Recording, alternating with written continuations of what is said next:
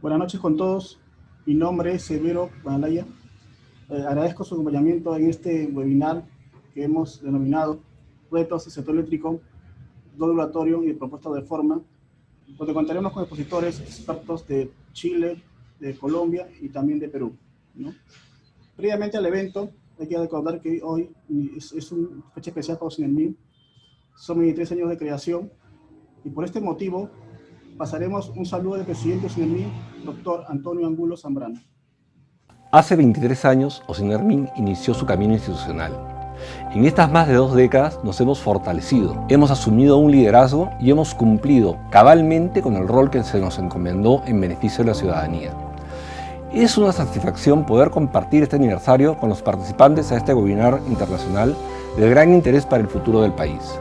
El 2020 es un año difícil y, como todo año complicado, implica grandes transformaciones en el mundo, incluyendo el sector energético. Así, Retos del sector eléctrico, rol regulatorio y propuestas de reforma es un webinar que recibe la participación de expertos de Chile y Colombia, países vecinos que están implementando actualmente significativas reformas energéticas.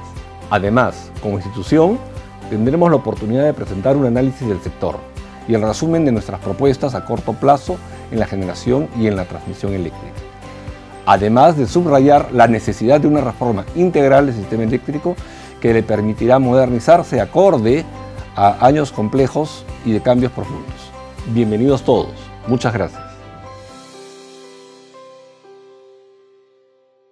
Agradeciendo las palabras del presidente Ocinermin, en este caso vamos a precisar que el tema de la charla será de 13 posiciones, de media hora de cada ponente. Al final de ellos habrá una ronda de preguntas que serán respondidas por los ponentes y por ellos podrán mandar sus comentarios vía el chat que tenemos en el medio. En este sentido, comenzaremos con la participación del primer ponente, que sería el ingeniero Iván Savera, experto de Chile. Es un consultor energético internacional a través de la empresa IEBD SDA. Fue jefe del departamento de eléctrico en el tema de la adjudicación de proyectos de la Comisión Nacional de Energía de Chile. Miembro clave del equipo, estructuró y implementó 4 subastas de energía, generó resultados exitosos de generación renovable, ha representado a la CNE en diferentes congresos, organismos latinoamericanos, coordinó la propuesta técnica y económica de las modificaciones legales del marco regulatorio del sector eléctrico de Chile, años 2015 y 2016, que modificó la regulación de la transmisión. Es ingeniero civil, electricista de profesión, graduado de la Universidad Técnica Federico Santa María Valparaíso. En este momento le dejamos la palabra al ingeniero Saavedra. Bienvenido. Muchas gracias, Cedro. En primer lugar, muchas gracias a Ocinermin por la invitación a este webinar y a todos por su atención y su presencia. Vamos a compartir la presentación. Esto. Hay un código QR para que puedan bajar la presentación a sus teléfonos móviles y así en formato PDF la puedan ver y eviten cualquier problema de conectividad. La voy a dejar ahí unos segundos más para que puedan hacer el escaneo correspondiente y de ahí seguiremos con la presentación.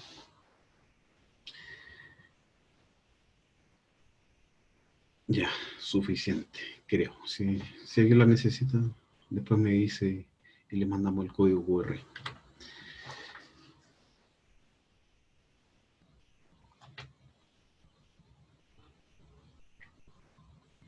La presente presentación va a intentar compartir con ustedes la experiencia y el aprendizaje de las últimas reformas energéticas que se han suscitado en Chile y cómo de ellas pueden sacar algunas lecciones para hacer sus propias modificaciones o trabajos de cambio regulatorio.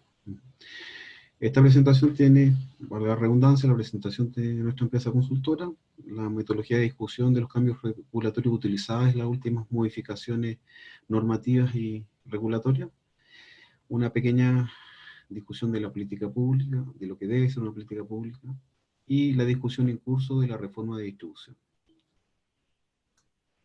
¿Quiénes somos? Somos, partiendo, aunque sea feo, parto por mí.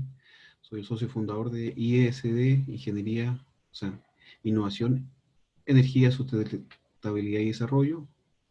Dentro de mi currículum fui profesional del área eléctrica de la Comisión Nacional de Energía entre el 2004 y el 2009. Después fui jefe del departamento eléctrico durante casi una década. Y desde enero de 2019 que me desempeño profesionalmente a través de esta empresa. Se une a esta empresa Jimena Oviedo, la socia directora también de nuestra empresa. Ella fue jefa de la unidad de modelo y procesos tarifarios del departamento eléctrico entre el 2004 y 2019, y anterior a ello fue profesional del mismo departamento. Y nuestro consultor partner en asuntos jurídicos es don Sergio Corbalán, que fue fiscal de la Superintendencia del Ejercicio de Combustible entre el 2010 y 2019, y fiscal del Servicio Nacional del Consumidor entre el 2006 y el 2010. Dado que el futuro, disculpen, de la regulación depende en gran medida de la transición energética a la que estamos siendo sometidos como planeta, Sudamérica no es ajena a esos cambios y necesita una regulación moderna y adaptable, de tal forma de permitir un desarrollo de los eficiente de los sistemas y de los mercados que interactúen de manera natural y sin exclusión con las personas en la sociedad.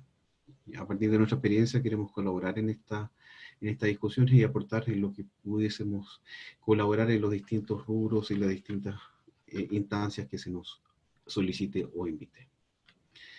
Nuestros clientes hasta el momento son esos que están allí. Nos ha ido bastante bien en cuanto a la cartera de clientes. Y ahora pasamos a la presentación propiamente tal. En primer lugar, los aprendizajes que hemos tenido a partir de las distintas modificaciones que se suscitaron durante la última década.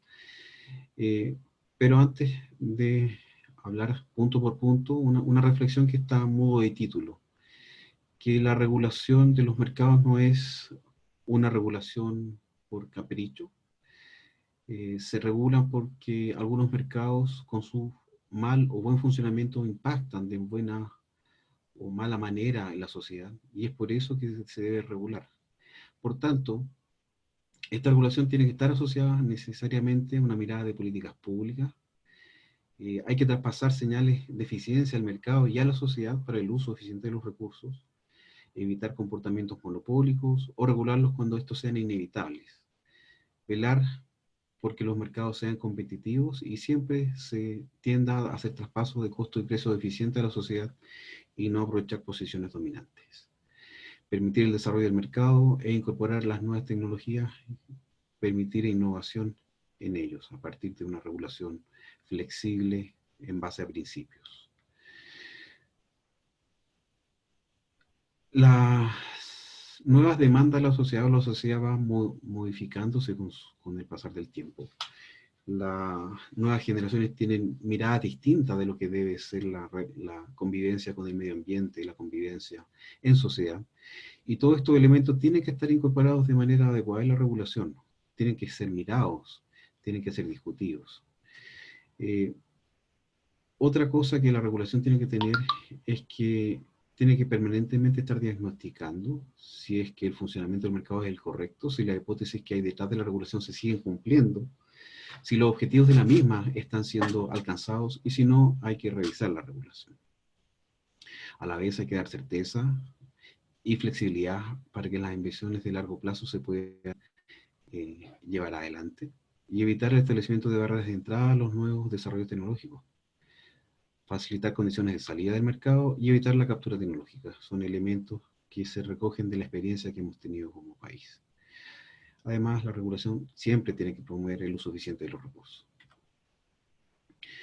En cuanto a la discusión, nosotros tuvimos una discusión bastante larga, por ejemplo, en la modificación de la ley de transmisión, que se basó en una discusión desde la política pública, a través de una discusión de la política energética probablemente tal, la cual se llevó de una manera colaborativa, invitando a distintos grupos de interés y stakeholders a las discusiones. El proyecto de ley también se llevó adelante con ese tipo de metodología, es decir, hacer distintos talleres, distintas instancias de discusión, hablar de las ideas matrices de los proyectos sin que esto significase entregar el proyecto de ley para que lo observasen, sino discutir cuáles son los principios que hay detrás de lo que se quiere realizar y discutir los objetivos y el fondo de la regulación. Ese tipo de participación amplia, estructurada, hoy día la ley establece que también se lleva adelante cuando se hacen modificaciones de la regulación de segundo orden, estamos hablando de los reglamentos y las normas técnicas, a través de consultas públicas y en el caso de las normas técnicas a través de un proceso participativo con creación de organismos consultivos que tienen que estar ahí in situ en la discusión de las innovaciones que se quieren incorporar en las normas técnicas, el Grid Code. También los procesos tarifarios y los planes de expansión tienen esa mirada participativa, son procesos contestables, donde hay una instancia, un tercero independiente que se llama el panel de expertos, que es quien dirime las controversias en el caso de los procesos tarifarios y planes de expansión, con la autoridad, que es el que propone los elementos a ser modificados. De la misma forma, para lograr de una mejor legitimidad de las modificaciones y de las regulaciones, tempranamente se tiene que incorporar a las distintas representaciones de la sociedad en la discusión. Hoy día, por ejemplo, existe expresamente que los procesos tarifarios futuros de distribución y en el actual en curso, la asociación de consumidores formen parte del proceso y puedan llevar adelante sus observaciones y enriquecer la discusión. Distintos grupos de expertos de distintas instituciones participan por lo general, la participación ciudadana, las consultas públicas, la transparencia y la toma de decisiones son todos elementos que tienen que estar incorporados para que la regulación sea sostenible en una sociedad. Y de esta forma se logra la legitimidad social y el potenciamiento de los proyectos energéticos, que no tengan esas barreras innecesarias por la falta de discusión temprana.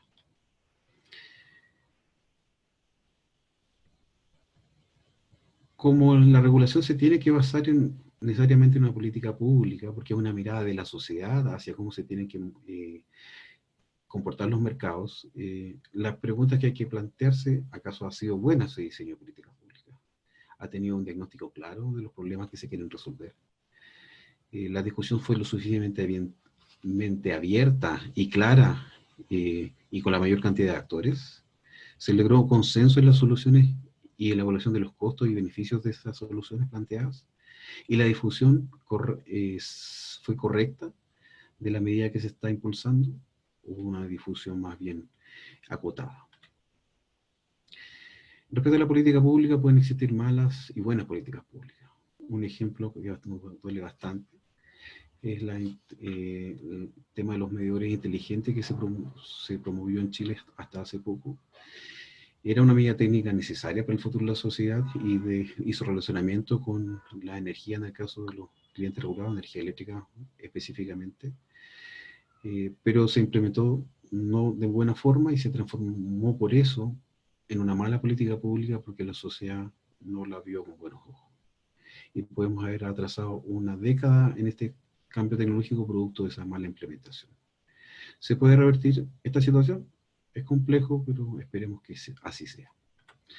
¿Cuándo es una buena política pública? Primero, y dada esta experiencia, tiene que, además de estar bien pensada, tiene que ser aceptada transversalmente por la sociedad, no levantando ninguna duda ni sospecha de dobles intenciones en la misma. Si un proyecto de buena política pública no es aceptado por la sociedad, se transforma en una mala política pública y solo queda en una buena intención. La confianza se pierde fácilmente, por lo anterior se debe cuidar el adecuado diseño de una política pública y las repercusiones que tiene, por ejemplo, en este caso que estamos hablando, en la regulación del sector energético. Estas son opiniones personales, no obedecen a ninguna línea editorial de ninguna especie. Hoy día estamos llevando adelante una reforma del segmento de distribución en Chile, segmento que no había sido modificado casi por 30 años. Ya hay una modificación en curso que es la ley 21.194, que fue publicada en el Diario Oficial el 21 de diciembre de 2019. Hoy día estamos llevando adelante un proceso de tarificación del segmento de distribución y esa ley, entre otras cosas, puso una rebaja en la rentabilidad de la empresa de distribución con un rango de 6 a 8% a través de un proceso de determinación de la tasa, un proceso que es contestable y que debiera ser replicado en los próximos 4 años, cuando se vuelva a repetir este proceso tarifario. A su vez, se perfecciona el proceso tarifario de la distribución eléctrica. Hasta antes de esta modificación, el proceso se lleva adelante con dos vertientes, la vertiente de las empresas y la vertiente de la autoridad. Eran dos estudios independientes que finalmente lograban determinar el costo del valor agregado de distribución a través de la ponderación de los resultados de esos dos estudios, donde el estudio presentado por las empresas tenía una ponderación de 1/3 y el de la autoridad 2/3. Ese modelo ya quedó de alguna forma obsoleto, cumplió su cometido, funcionó bien mientras se estaba desarrollando incipientemente recién los sistemas de distribución. Hoy día, sin embargo, ese proceso necesitaba una reforma, una modernización, y esa reforma pasó por hacer un proceso similar a lo que teníamos en transmisión. Y eso consta, primero, con un estudio que se monitorea y se adjudica por un comité compuesto por distintas entidades, representantes de las empresas involucradas, representantes de la autoridad y representantes de los usuarios. Esos son se conforma un comité que lleva adelante el proceso de adjudicación de uno o varios estudios. En este caso se adjudicó un solo estudio para llevar adelante el proceso de cálculo del valor agregado de distribución. Los resultados iniciales de esta modificación es que las áreas típicas de distribución aumentaron de 6 a 12, y esto, entre otras cosas, producto de que hay una exigencia expresa en los transitorios de la ley de hacer un reconocimiento individual, no individual, separado de las industrias, de grandes industrias eléctricas, a las cooperativas eléctricas que tienen una naturaleza distinta. Y entre otras cosas, por eso es que aumentó al doble el área típica de distribución, que van a finalmente conformar los distintos niveles de tarifa. El proceso de revisión de la tasa de rentabilidad tuvo como resultado un 6% después de impuestos. Entiendo que están llevando adelante una discusión de este tipo en Perú, y ojalá les vaya bien en esa discusión.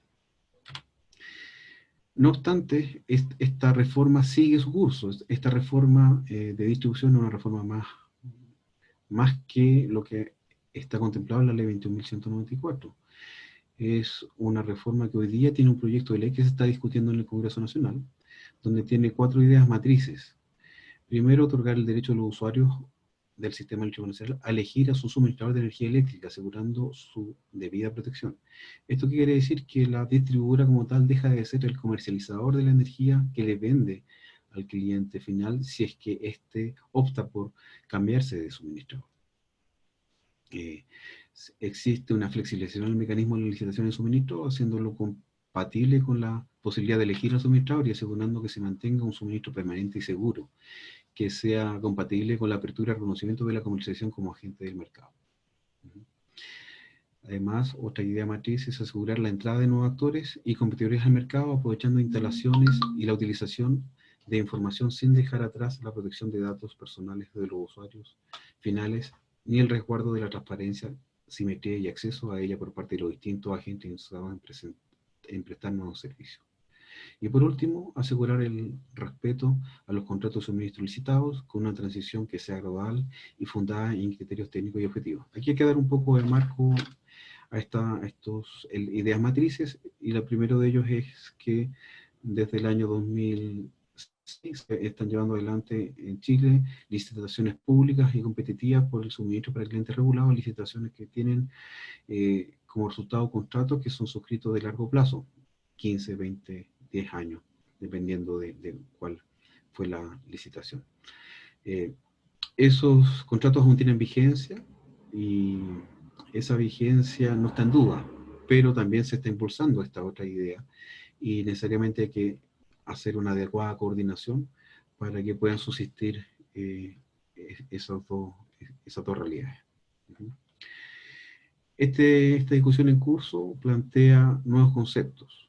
El primero viene a caracterizar de manera distinta a los clientes, a los usuarios, catalogándolos de usuarios pequeños, aquellos que tienen una potencia menor a 20 kilowatts, usuarios medianos, que son aquellos que tienen su potencia entre mayor a 20 kilowatts y menor o igual a 5.000 kilowatts, 5 megas, y los usuarios grandes que son mayores a 5 megas. ¿Cuál es la diferencia entre ellos? Primero, que los usuarios grandes no son nunca clientes regulados, siempre tienen que hacer su propia licitación de suministro, y son los que hoy día se llaman clientes libres. Los usuarios medianos pueden optar por ser clientes libres o clientes regulados, y en esa opción de ser cliente regulado también pueden optar por ser suministrados a través de nuevos comercializadores. Y los usuarios pequeños también tendrán esa opción. Y aquí una cosa extraña, siempre existió la comercialización, pero no estaba definida como tal en la ley. Y este proyecto la viene a definir. Viene a definir el concepto de comercialización, viene a definir los tipos de comercializadores y además de establecer la necesidad de tener licencias para poder realizar la comercialización. Otro elemento relevante para poder llevar adelante esta idea de la existencia de estos comercializadores y en lo que se llama el concepto de la portabilidad eléctrica, que quiere decir que cada cliente puede ir eligiendo su suministrador con algún plazo definido, requiere de tener acceso a la información de comportamiento de la demanda. Esa información de propiedad del usuario. Hoy día el que tiene acceso directo a esa información son las empresas de Google. Y esta ley lo que crea es a un gestor de información que va a tener ahí la administración de esta información para poder facilitar la existencia de esta competencia por el suministro de los clientes que pueden o quieran acceder a esta nueva forma de suministrarse. Hasta aquí la presentación que tenemos preparada. Muchas gracias. Muy bien, muchas gracias Iván Saavedra. Te agradecemos por la presentación realizada. En realidad, como estamos viendo acá en Chile, han avanzado mucho en el tema de las reformas que están trabajando a nivel de distribución. Y es claro que es un cambio grande el tema del comercializador, que tampoco existe en Perú, por si acaso, pero sí en Colombia. Y también el tema de gestión de información, que es un cambio también en el cual va a empoderar más a los usuarios de electricidad, ¿no? Bueno, siguiendo con los expertos, en este caso nos toca presentar a Jaime Alberto Blandón Díaz, que es actualmente gerente y fundador de la empresa consultora Ingeniería Especializada S.A. Tiene más de 40 años de experiencia laboral en consultorías y gerencias, experto comisionado de la CREC de Colombia, que es el gobierno colombiano, profesor de la Universidad Nacional y la Universidad Pontífica Bolivariana y la Universidad de AFIT. Su trayectoria destaca por experiencia que ha obtenido en transmisión y distribución eléctrica, así como en regulación. Es ingeniero electricista de profesión con maestría en transmisión y distribución, así como en administración de negocios, en énfasis en finanzas corporativas, especializado en alta gerencia y políticas económicas. En este caso, le damos la bienvenida a ingeniero Blandón, así que le dejamos por su exposición. Gracias.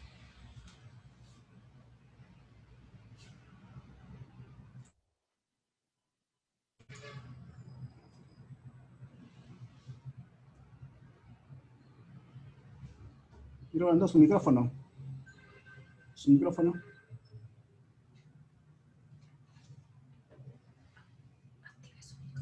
Se active su micrófono. No se le escucha. Ok, muy buenas tardes, excuse. Okay, muy bien.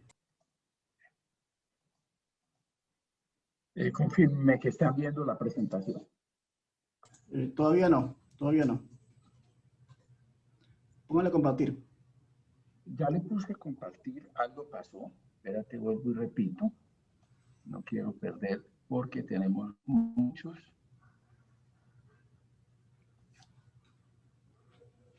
¿Ya se ve ya?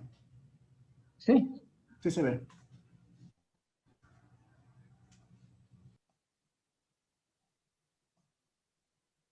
Excelente. Muy bien, antes que nada quiero darle mis agradecimientos a los INERMI, que ha sido siempre tan deferente conmigo, ha sido tan generoso al considerarme para asesorías, para consejos, para manejo de muchos temas que son importantes para el Perú. En especial le quiero dar las gracias al doctor Severo Buenalaya y el doctor Jaime Mendoza, porque siempre han confiado en mí en muchísimos temas y por eso mil gracias. Yo voy a comenzar diciendo que todo lo que voy a decir aquí, absolutamente todo, es mi concepto personal. Todo lo que voy a decir aquí obedece solo a lo que yo piense. En absoluto estoy representando ni al país ni a ninguna institución del país. Simplemente represento 40 años que llevo en este sector y 25 años que llevo en el tema regulatorio, asesorando al gobierno, asesorando a otros países, asesorando a la Comisión de Regulación, siendo experto comisionado de la comisión y siendo profesor universitario de tantos años. Ese es el palmarés que hace que yo pueda dar opiniones y seguramente van a generar mucha controversia, porque infortunadamente para mí no siempre están en la misma vida de los demás. Por eso yo quiero mirar todo el tema de la transformación que se está analizando en Colombia, donde se ha conseguido un número muy importante de expertos nacionales e internacionales opinando sobre el tema, y de los cuales infortunadamente tengo muchas diferencias alrededor de cómo ellos ven el futuro y cómo lo veo yo. No obstante, la parte interesante de esto es que yo voy a generar la discusión y voy a generar la discusión para que ustedes también tengan toda la razón para opinar alrededor de estos temas, porque son temas apasionantes y que van a dar con el futuro de nuestros países. Entonces, comencemos. Yo quiero hablar de la situación actual de Colombia, de la incorporación de las fuentes de energía no convencionales, que ha sido pues una decisión que tomó el gobierno nacional en el 2015 a través de la ley 1715 para dar incentivos. Voy a mostrar aquí los incentivos que se dieron para lograr que estas energías pudieran entrar, porque al mercado competitivo no iban a entrar así de fácil. En Colombia el costo de la energía no les daba para ser competitivos, hubo que hacer unas ayudas que las voy a explicar aquí, y cómo esto ha logrado ya entrar al sistema colombiano y se va a consolidar, como les voy a mostrar en adelante, como parte del desarrollo de la matriz energética del país. Y por último me voy a referir a la misión de transformación energética, que después de 26 años de nuestra ley eléctrica, se ha replanteado el país. Bueno, ¿qué tenemos que hacer para lo que se viene? Y para eso seguramente voy a tocar muchos temas de lo que se cree que se viene, y en esto va a haber mucha posibilidad de especulación porque nadie es capaz de adivinar el futuro. Simplemente estudiando los desarrollos tecnológicos, el desarrollo social, la estructuración que se da en nuestros países, nosotros podemos prever un poco para dónde va esto. Por eso advierto que todo lo que voy a decir aquí es solo concepto mío personal y es perfectamente discutible. Entonces empecemos explicando rápidamente cómo se organizó Colombia desde el año 94 para la prestación de servicio público de energía, entendido como un commodity al cual se le iban a organizar mercados. Primero, la Constitución de Colombia, que es del año 91, entregó en cabeza del presidente de la República la responsabilidad de la prestación de los servicios públicos. Entonces, en Colombia, el presidente es el que responde por los servicios públicos. Pero él, con su gobierno, tiene un ministerio de Minas y Energía, que es el que le determina las políticas. O sea, el gobierno determina a través de unas resoluciones las políticas y a través de decretos las políticas. Esas políticas deben ser atendidas.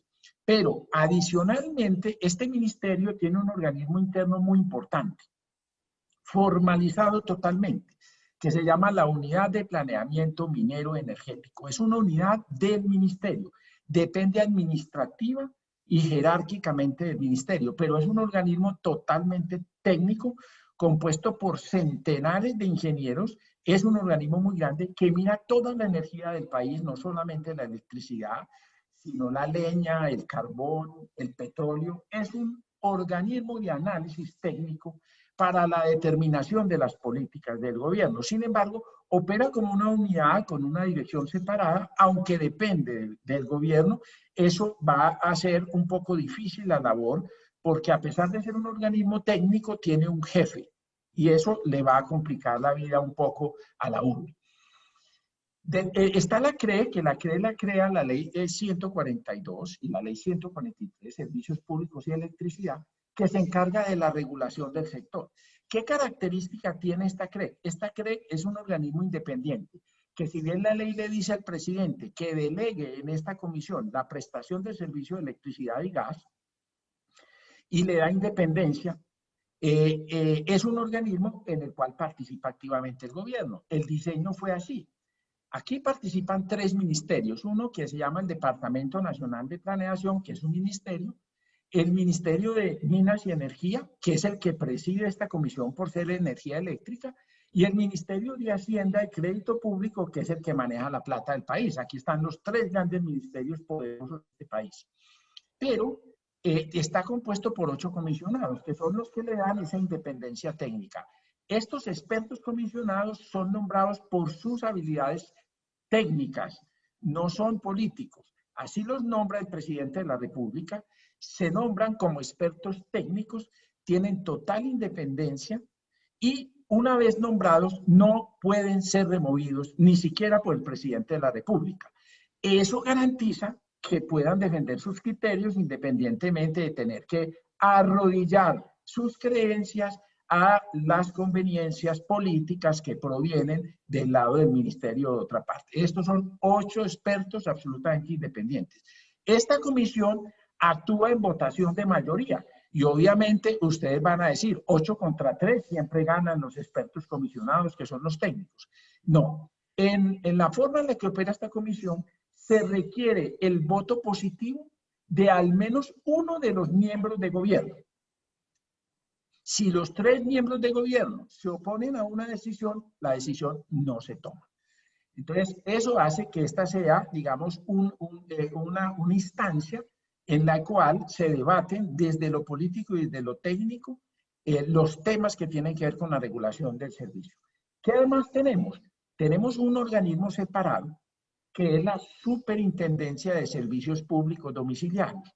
Esta superintendencia depende directamente de la presidencia y su función es controlar y vigilar los servicios públicos, no solo la electricidad, todos los servicios públicos. Finalmente, tenemos un operador independiente, un ISO, un operador independiente, que es XM, expertos en mercado. Esta es una empresa que es 100% de ISA, que es el transportador de Colombia, y el transportador, por ser un agente que no participa en el mercado de ninguna forma, garantiza que XM sea un operador totalmente independiente de los agentes. No tienen propiedad y no tienen voz ni voto los agentes dentro de XM. Eso garantiza una operación, una administración del mercado bastante limpia, independiente de cualquier injerencia de agentes externos.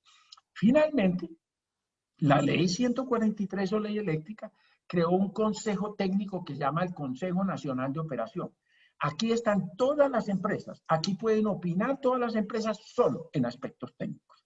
No se puede meter para nada en aspectos comerciales, es solo lo técnico. Ellos determinan las pruebas que tienen que hacer los generadores, los valores de constante, de sus porcentajes, en fin, todos los datos técnicos de operación del sistema lo manejan ellos entre todos los agentes que tienen participación amplia. Esa es la forma en que está organizado Colombia. Ahora voy a contar rápidamente este mercado colombiano, ¿cómo es? Nosotros tenemos una demanda, una capacidad neta instalada en el país que viene desde el 2018 creciendo más o menos 150 megavatios. Habíamos venido de 300 megavatios, hemos bajado un poco el crecimiento.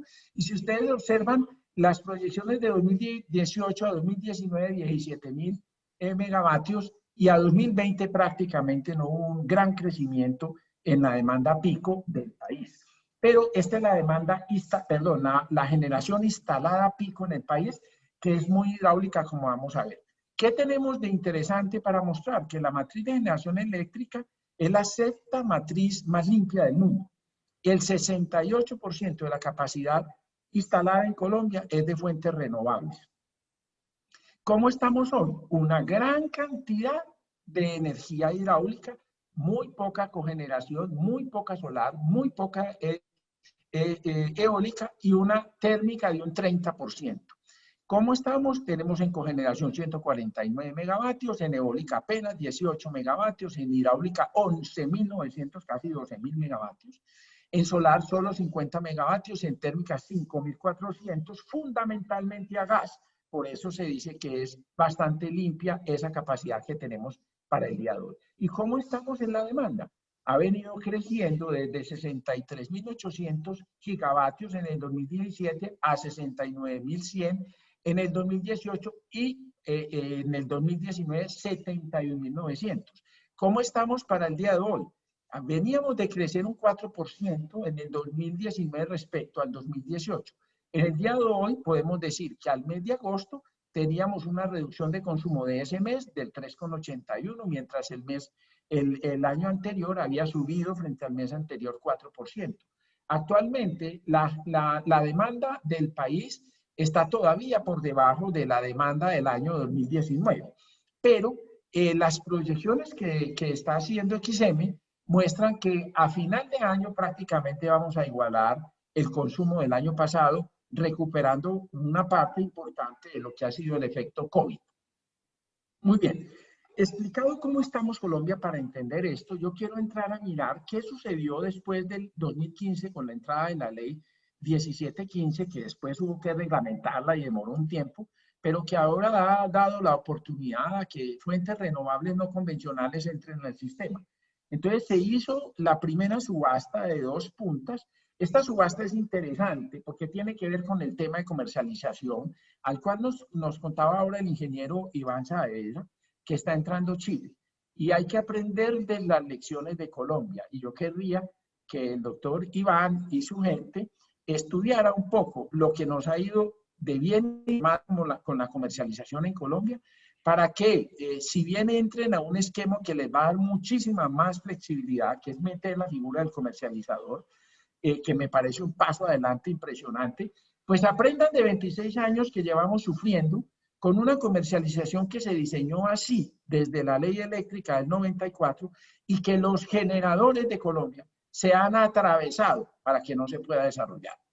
Entonces la comercialización prácticamente es un monopolio de los generadores, que esa no era la concepción que se tenía. Se quería que una comercialización dinámica, flexible, donde hubiera muchísimo intercambio. No, los generadores se han apoderado de la comercialización, infortunadamente, y ahora cuando hablamos de los cambios que requiere el sector eléctrico colombiano, es cómo vamos a dinamizar la comercialización, cómo realmente vamos a hacer caso a lo que la ley hizo hace 26 años y que hemos dejado avanzar muy lentamente, como podemos mirar ahora. Entonces se hizo una primera demanda de comercialización. Aquí está muy interesante porque esta fue una lucha que di yo personalmente en el Ministerio de Minas con el ministro en su momento cuando estaba diseñando esta subasta, porque ellos pretendían que estas subastas estuvieran vinculadas a la cantidad de generación generada por los generadores. En Colombia, las actividades de generación y comercialización son totalmente independientes. Por lo tanto, no debe el Estado vincular la cantidad generada con lo contratado. Y eso fue una pelea que vimos hasta que el ministerio se dio. Estas subastas que se hicieron de energía no están vinculadas a la generación de real que tengan los generadores no renovables. ¿Qué fue la ventaja que se les dio a ellos?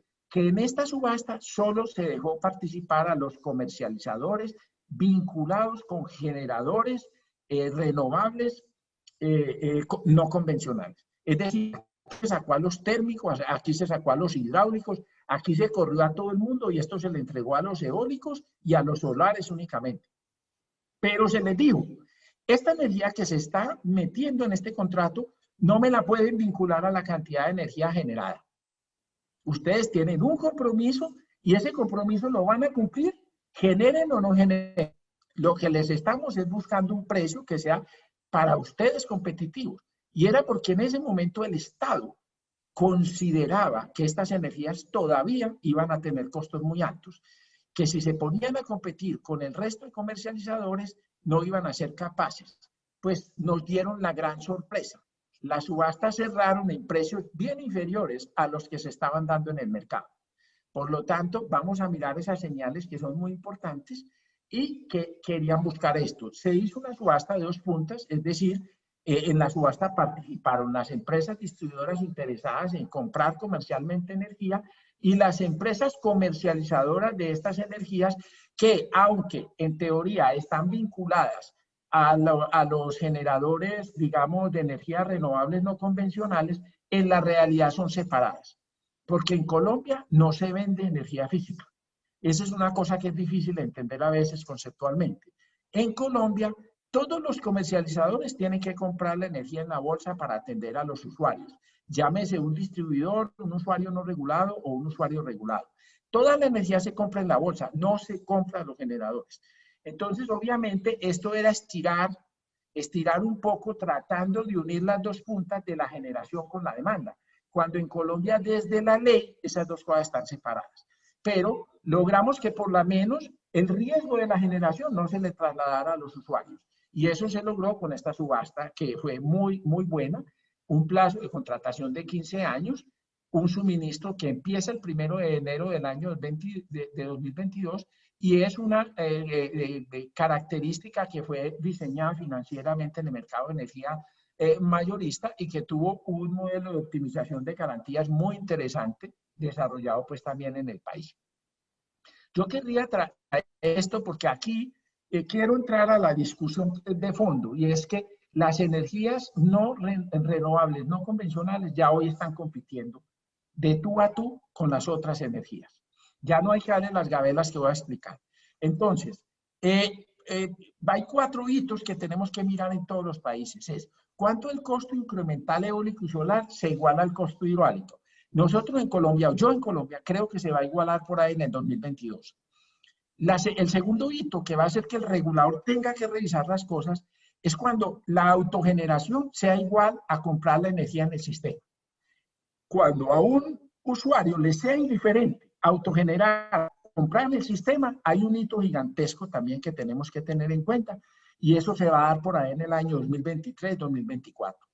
Y finalmente, un otro hito importante es cuando los costos de los vehículos eléctricos igualen los costos de los vehículos de combustión, se va a dar otro gran hito porque todo el mundo va a empezar a pasarse masivamente a los vehículos eléctricos y toda la red y todo el sistema va a haber que replantear. También en el 2040, cuando el costo de la distribución en redes va a ser igual al costo de almacenamiento, también va a haber una señal enorme para que todo el mundo se desconecte de la red.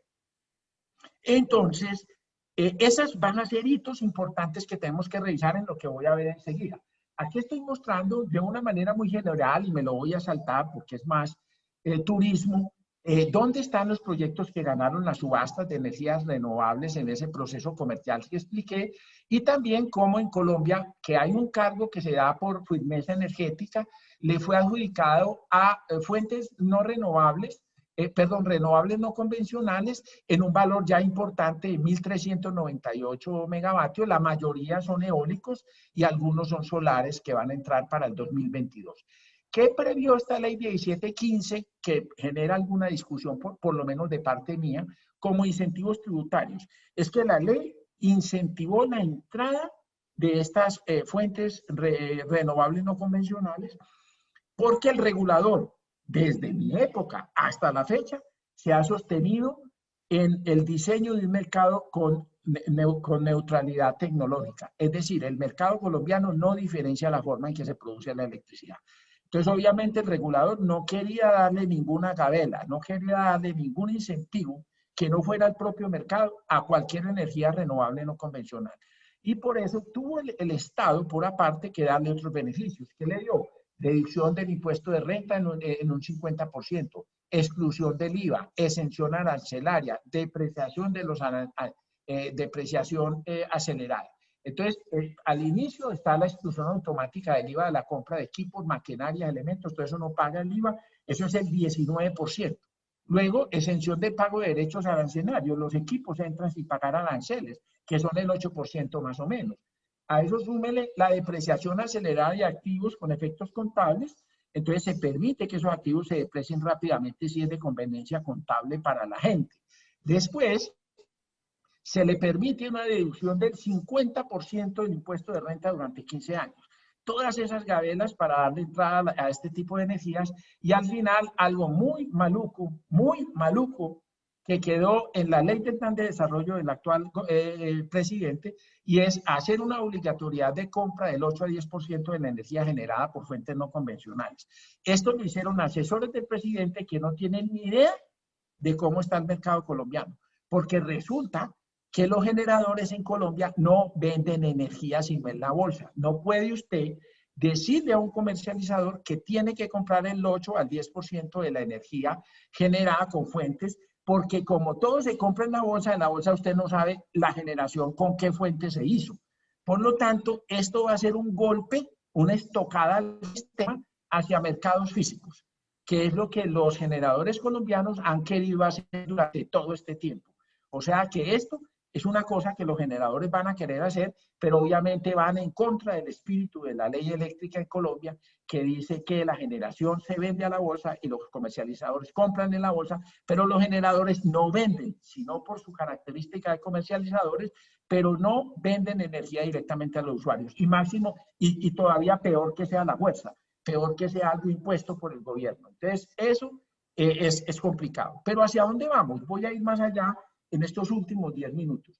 Colombia hizo una misión ahora de muchísimos expertos, por lo menos 30 expertos nacionales e internacionales, dividió en la estructuración de lo que queremos mirar hacia dónde va el país.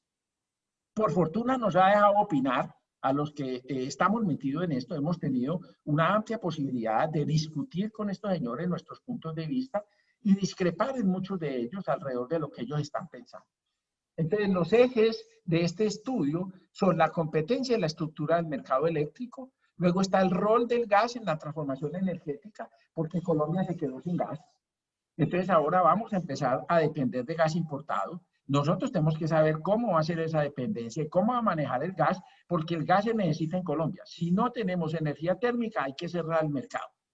Después está el tema de centralización, digitalización y gestión eficiente de la demanda. Finalmente, un tema enorme que tenemos, que lo crearon los últimos 4 presidentes de Colombia, los últimos 3 presidentes de Colombia, que lleva más de 20 años este problema, que fue que congelaron las tarifas a los estratos bajos de la población. Y entonces se generó una brecha tarifaria que hoy la está cubriendo el presupuesto nacional con unas altísimas costos anuales para cubrir esa brecha que hicieron hasta al quitar lo que tenía la ley, y era que los estratos altos de la población, los comerciales e industriales, tenían un fondo con el cual subsidiaban a la gente que no podía pagar la tarifa. Eso hoy se desbarató. El gobierno anterior le quitó el aporte que hacían los industriales y el gobierno de ahora ha mantenido eso cerrado, pero el hueco ya es tan grande que todos los bancos y los fondos internacionales han reclamado al gobierno que haga algo, que cierre esa brecha tarifaria que en este momento la está llenando el gobierno. Y luego la revisión del marco institucional y regulatorio. Yo voy a discutir algunos porque no tengo mucho tiempo. Voy a ir a meterme en la parte de competencia y estructura del mercado eléctrico, donde a mi juicio ha habido un descache total. Ellos no están orientados sobre lo que tienen que revisar desde el punto de vista del contrato. Mejoras en contratos y mercados bilaterales. No, señores, en Colombia lo que hay que pensar es meter ya derivados financieros. Estamos pasados de haber metido unos buenos mercados de derivados financieros y los agentes se han atravesado cada que el regulador, desde mi época hasta hoy, hemos sacado propuestas de hacer mercados de derivados financieros, se atraviesan por toda parte y siguen, véanlo aquí, insistiendo en contratos bilaterales, que eso no nos va a mejorar nada. Se están metiendo con el tema del despacho vinculante. Estoy totalmente en desacuerdo con los mercados intradialos y el despacho vinculante. Creo que a los mercados no hay que apretarlos de esa manera, ni a los agentes. Igual, tampoco sobran, pero no me parece una prioridad para el país. Creo que las desviaciones que se dan en el mercado no ameritan meterle tanto fósforo y tanto cerebro a ponerse a inventar mercados intradiarios simplemente por la moda que hay en Europa, en España, en Nord Pool, en toda parte. A mí me parece que estamos en moda. Sin embargo, tampoco me opongo. Y un tema con el cual yo estoy en total de acuerdo son los precios nodales. Creo que un gran paso que logró el país fue cuando eliminamos los precios regionales que teníamos y descubrimos que era mejor tener un precio uninodal. Obviamente me van a tirar ustedes desde toda parte tomates y huevos y seguramente me los merezco porque ustedes en otros y muchos otros países, mis compañeros, están en sistemas nodales, pero yo creo que eso no, esa es una forma muy compleja de hacer la repartición eficiente de la expansión de la transmisión. Después está la cooptimización de energía de los servicios complementarios, un tema que no me da para explayarse en este momento, pero que no es suficientemente importante. Después, los mecanismos de suficiencia de los recursos a largo plazo, buscar contratos de energía estandarizada a largo plazo, eso es lo que deberían meterle duro ahora. Eliminar los defectos del cargo por confiabilidad, creo que hicieron una cosa demasiado enredada, se necesitan 3 doctorados para entender lo que esos tipos hicieron. Cuando yo tuve la oportunidad de lanzar la primera propuesta de este cargo, era muchísimo más sencilla. Hoy en día eso es muy enredado y han tenido que sacar resolución tras resolución tras resolución para tratar de hacer parches y esto ha terminado en demandas jurídicas, en muchos problemas. Creo que sí hay que revisar ese cargo bien revisado y las reformas de cargo por confiabilidad que van detrás de eso, y después están las mejoras de transmisión y planeamiento de la expansión, que hoy la está haciendo la UNME y que es una institución muy buena, pero que todavía necesita mucho apoyo técnico. Y está todo un cronograma que ellos quieren hacer para meter el mercado intradiario y los precios nodales. Se me está acabando el tiempo, no voy a entrar en eso, igual estoy diciendo que me parece que no es donde deberíamos estar metiendo toda la ficha ahora para arreglar esto.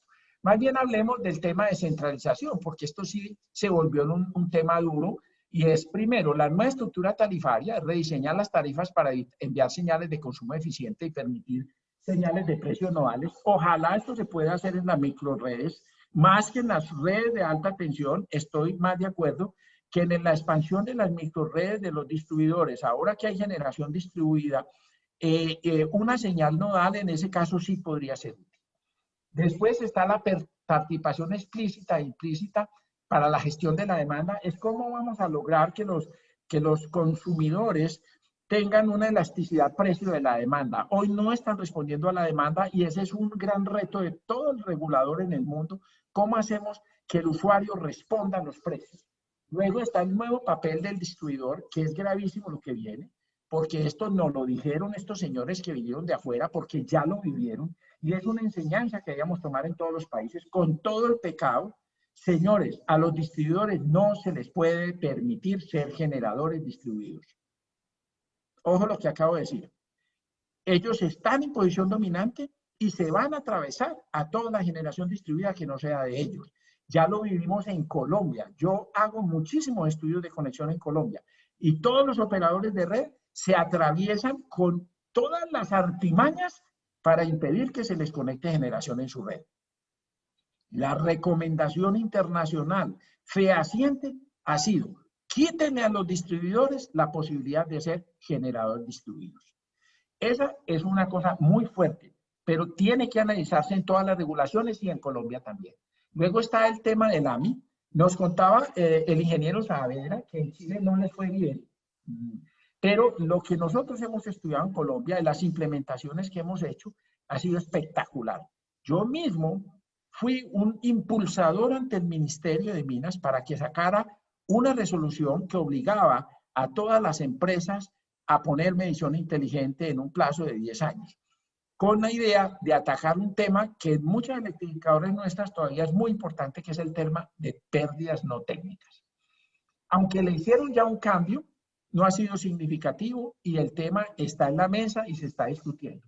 Y luego está la remuneración y planificación de la red de distribución, que es un tema grandísimo que está abierto en el mundo, y es, en la medida en que tengamos más autogeneradores y tengamos más generación distribuida, entonces la red de distribución va a ser menos utilizada. ¿Quién la va a pagar? Entonces, los dos esquemas filosóficos son: cobre eso como un estampillo, un costo fijo a todo el mundo, y úsela o no la use, pague mensualmente un fee y se acabó. O los otros, que son los que actualmente usamos, cobre un peaje, cobre un transporte. O sea que los autogeneradores no pagarían la red, sino cuando la estén usando como respaldo.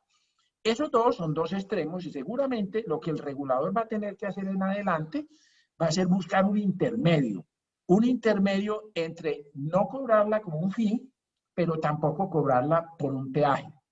A algo tenemos que llegar. Luego están los temas de transparencia. Cada vez, y esto es un tema muy latino, lo siento por todos porque es una crítica a todos nosotros, y es que cada vez nosotros enredamos más las cosas. Nosotros le hacemos un nudo a una pestaña. A nosotros los ingenieros nos entregan un problema y eso empezamos a meterle matrices, a invertir y a complicar y a sacarle más y más y más, y finalmente perdemos transparencia y visibilidad en la regulación. Hay que ir hacia esquemas más simples, no hacia esquemas más complejos. Por eso digo yo, vivan los economistas. Esos son los que nos ponen el pie en la tierra a los ingenieros que queremos calcular en amperio por toda parte. Muy bien.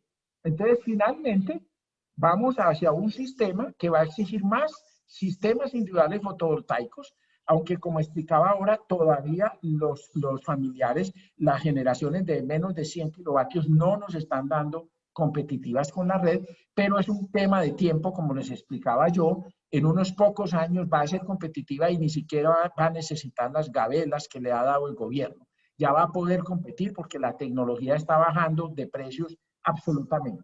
Está el tema de expansión y el aumento de la cobertura, y esto se va a unir al tema de las microredes porque tiene que ver con las generaciones distribuidas, y a un tema muy importante que se va a dar en un futuro que mencioné ahorita, y es el tema del almacenamiento de energía. Cuando la energía se puede almacenar de forma distribuida, es otro cambio de paradigmas totales que tenemos que enfrentar. No obstante todo eso, hay que generar oportunidades dentro de este marco de las 3D. ¿Para qué? Para modernizar la arquitectura del mercado y la regulación, para aumentar la competencia, para diversificar la canasta de generación, para gestionar la demanda y hacerle partícipe del mercado, para implementar nuevas tecnologías, para aumentar la cobertura. Todavía tenemos muchas zonas no interconectadas sobre las cuales no tuve tiempo de hablar en Colombia, y para fortalecer la institucionalidad de tal manera que todo esto sea viable. Muchísimas gracias por su oportunidad. Sí, gracias, ingeniero Blandón. Muy bien la explicación que ha dado. Entendemos que el gran reto de Colombia está establecido en su ruta de transformación energética. Están trabajando. Y entendemos que hay temas que tendrán que discutir y conversar entre ustedes, ¿no? Muy interesante lo que has puesto. Bueno, en este caso nos toca el último experto, el ingeniero Jaime Mendoza Dacón, que es gerente de regulación de tarifas de Sinermin. Tiene más de 30 años de experiencia en la parte de regulación de energía. Es miembro permanente de las conducciones, inspecciones y suministros que hacemos en el Perú, y también presidente de los comités de conducción de subastas renovables que hicimos en el Perú también. Tiene tesis de profesión con maestría en Economía y Regulación de Servicios Públicos y Sistemas de Potencia.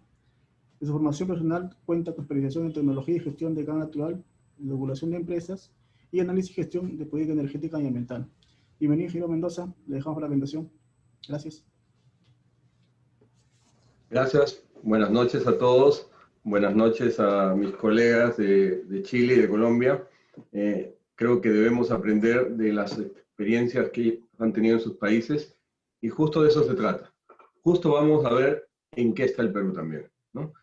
Y por eso el título es El rol regulatorio y las propuestas para la mejora del sector eléctrico peruano. Como antecedentes, todo país empezó con una ley que privatizó prácticamente todas las actividades del Estado en el sector eléctrico, ¿no? Y esta fue la Ley de Concesiones Eléctricas. Año 92, casi la mayoría de países empezaron por ahí, 89, 90, 91, Colombia, Chile fue antes, ¿no?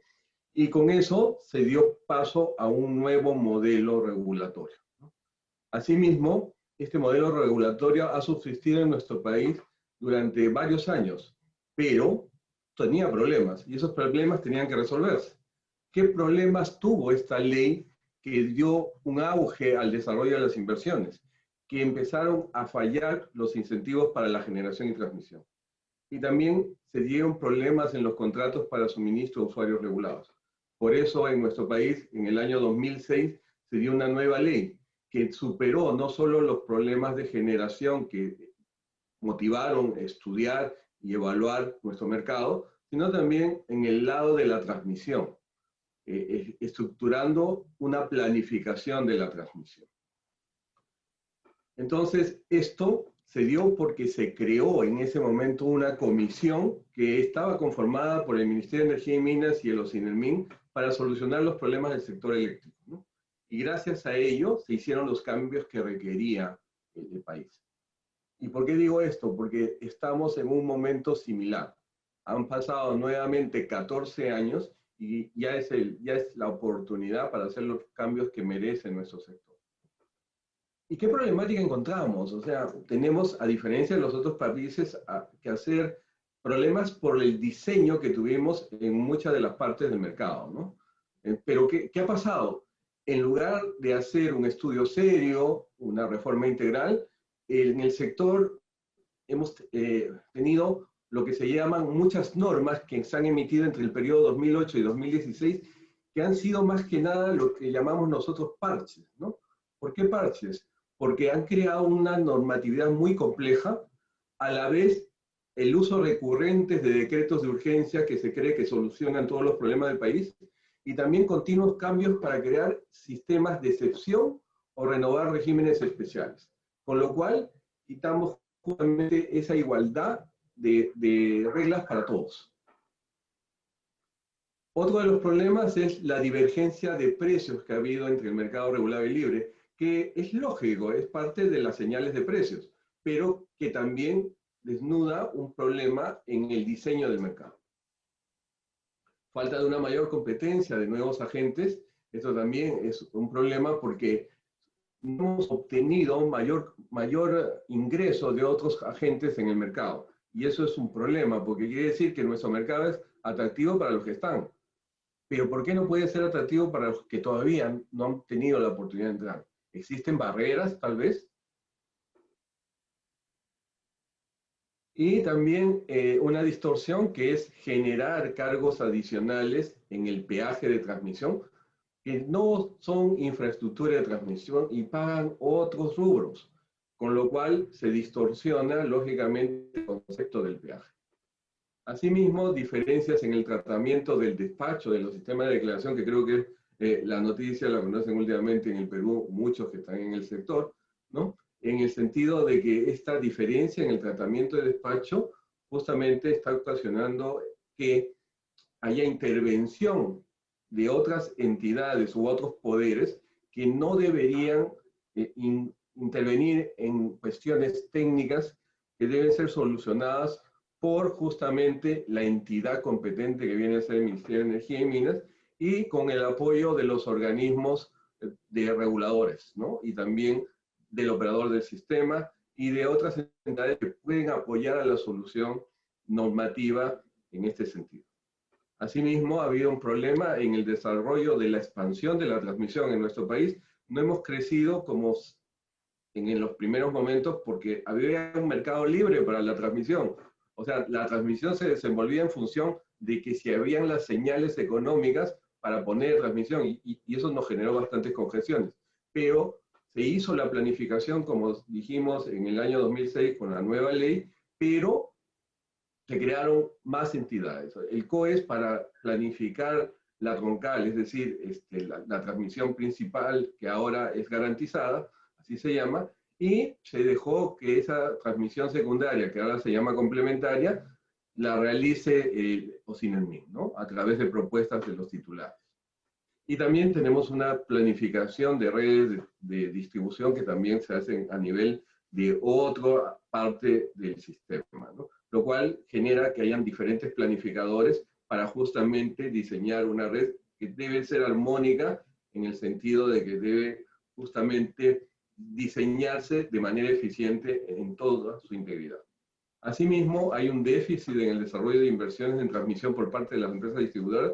¿Por qué? Por las restricciones en su gestión, porque la mayoría de las empresas que no están en Lima son empresas del Estado, y al ser empresas del Estado no se les permite gestionar como una empresa privada, y eso también hace de que no se den las inversiones en la oportunidad necesaria.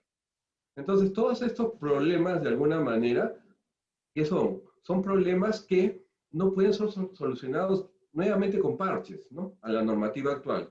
Está demostrado que estas medidas solo generan más incertidumbre entre los agentes del sector eléctrico. Si estos problemas no se solucionan a tiempo, nos van a originar una crisis de mayor envergadura, la del año 2004, que fue justamente una de las que motivó el cambio a la ley 28832 en el año 2006. Una diferencia, lo opuesto ahora, de costos marginales muy elevados que ya no compensaban los costos de los contratos que firmaban los suministradores con los usuarios, debido a que estos tenían precio menor que lo que se daba en el mercado de corto plazo, en el mercado de spot, ¿no? Y esto, lógicamente, afectará a todos los agentes del sector eléctrico. Una crisis de este nivel afecta a todos, y todos pierden. Y eso es lo que se tiene que evitar.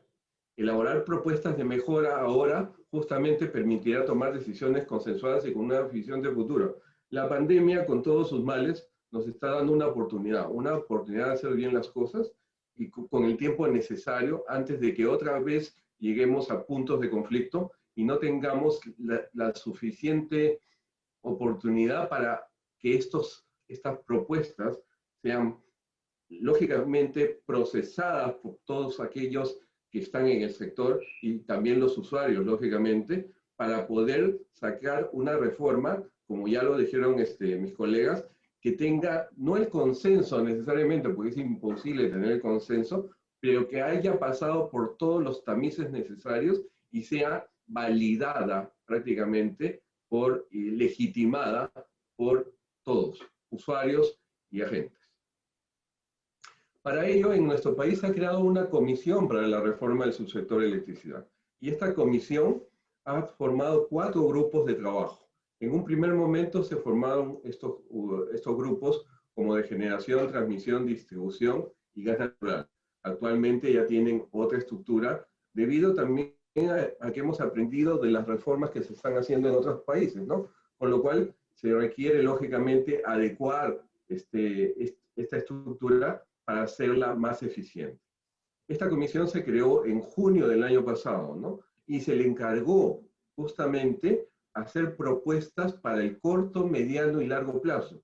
Y así lo dice la resolución suprema con la cual se creó. No es para el largo plazo, es para el corto, mediano y largo plazo. Y por eso vamos a hablar del trabajo que ha desarrollado esta comisión. Medidas de corto plazo que se dieron y se plantean soluciones justamente para implementarlas en menos de un año. ¿Y cuál es el objetivo de estas medidas? Mitigar temporalmente las distorsiones actuales del modelo regulatorio que todos conocemos, mientras se prepara y se formula una reforma integral para corregir los problemas estructurales del sector energía. Los cambios que se tienen que hacer normativos tendrán que ser a nivel de reglamento, en el caso que sea normativa, aprobarse por el Ministerio de Energía MENA, y propuestas a nivel de ley que tendrían que ser aprobadas por el Congreso de la República si es que fuera necesario. Dentro de estas medidas de corto plazo se identificaron y están publicadas estas 8. Y de las 8 voy a hablar de una manera rápida, porque algunas de ellas ya han sido tratadas en diferentes foros y en talleres también con los agentes. Pero no hemos visto la discusión, pero no hemos visto la propuesta. Y justamente de eso se trata. Primera, régimen de declaración de precios de gas. El sistema está desadaptado. Las empresas generadoras no están cubriendo sus costos totales. Lógicamente, al bajar los precios de los contratos con los libres, estos precios están por debajo de los costos. Pero ¿qué pasa? Está compensado tal vez por los contratos que se tienen en otros mercados, ¿no? Asimismo, existen diferencias entre los precios de clientes regulados y libres. Y una de ellas es porque los contratos con el mercado regulado son de largo plazo y se firmaron en un momento en que no se veían esta situación de sobreoferta o sobrecapacidad que tiene el sistema, donde eso se refleja en los costos marginales del mercado spot, del corto plazo, donde este precio ha bajado tremendamente, ¿no? Y también los costos marginales del sistema y los precios de generación no están convergiendo. Eso es cierto. Podemos ver también que todas estas situaciones, donde vemos las causas del problema, se reflejan en este gráfico, ¿no? La declaración de precios, que así se estableció desde el año 2000 para aquellas centrales que usan gas natural, se viene dando desde esa fecha. Y podemos apreciar desde el 2006 hasta el 2017 más o menos, que estos precios han tenido un orden lógico donde los precios no tenían que estar como están ahora en valores muy bajos, ¿no? Y eso era porque había un margen de reserva más o menos eficiente, de menos del 10 al 30%, y ahora no, tenemos márgenes de reserva de 80-100%. Entonces, es lógico que estas centrales que tienen la posibilidad de declarar precios, a diferencia de otras que son costos auditados, bajen sus costos o sus declaraciones en estas situaciones, ¿no? Y ahora esto ha originado que en el mercado de corto plazo, como vemos en la gráfica de abajo, de costos altos que se tenían en el 2008 y generaron una reforma, ahora tengamos costos muy bajos. Justamente están motivando también a apresurar esta reforma, que no solamente tiene que ver con este problema, sino también debe ser enfocada a una modernización del sistema, como vamos a ver más adelante. Y entonces, dentro de esto, el grupo de trabajo ha propuesto a la comisión, y está publicado, a través de un informe, el reemplazo de la declaración anual de precios a gas. Se propone que los contratos de gas natural sean modelados en una programación de mediano plazo. Como resultado de esto, debe haber una optimización, ¿no? Y como resultado de esta optimización, se deben encontrar esos precios sombra, producto de los contratos que tienen condiciones restrictivas, ya sean en take or pay u otras que pueden ayudar a mitigar esta restricción, como el carry forward o el make-up, ¿no? Asimismo, como se dice, esto debe incluirse en la programación de mediano plazo, y por tanto los precios del gas natural deben ser el resultado de un programa de optimización de mediano plazo con los recursos del gas, ¿no? Esa es la propuesta que ha hecho en este sentido, y lo vuelvo a repetir, el grupo de trabajo de la comisión, ¿no? Después tenemos que en la promoción, el segundo punto de energías renovables en zonas aisladas, bueno, ahí sabemos que en zonas aisladas, sobre todo en grandes sistemas, como uno de ellos es el de Iquitos, tenemos generación térmica todavía. Y entonces se está quemando petróleo para abastecer un sistema ya de un tamaño, magnitud 50 megavatios. Por tanto, lo que se ha propuesto en esto es hacer licitaciones para que las nuevas tecnologías puedan competir por suministrar en estos sistemas y bajar los costos que se tienen por la generación térmica. Esto también ayudaría a paliar la situación en estos sistemas, mientras, lógicamente, en algún momento tal vez se interconecten al CEIN o, de alguna manera, si siguen aislados, puedan mejorar, digamos, la eficiencia de la generación en el sentido de costos, ¿no? El tercer tema, electrificación rural. A pesar de haber pasado muchos años, en los primeros años de la ley de concesiones eléctricas, se avanzó poco, pero ya actualmente estamos en el orden del 96% de cobertura a nivel nacional y 93% a nivel rural. Sin embargo, cada punto cuesta ahora más, porque estas zonas que todavía no están electrificadas están más retiradas de las redes, ¿no? Y por lo tanto, acá lo que se ha propuesto, y ya se ha implementado lógicamente, es un nuevo reglamento de la Ley General de Electrificación Rural, ¿no? Y los cambios que se han propuesto acá van desde la introducción de nuevos conceptos y definiciones al cambio de funciones y actividades de varios organismos del sector. Eso también ya es una realidad de estos puntos de corto plazo. Otro de los temas fue la tasa de actualización, y lo menciono porque está dentro de uno de los temas que se encargó la comisión.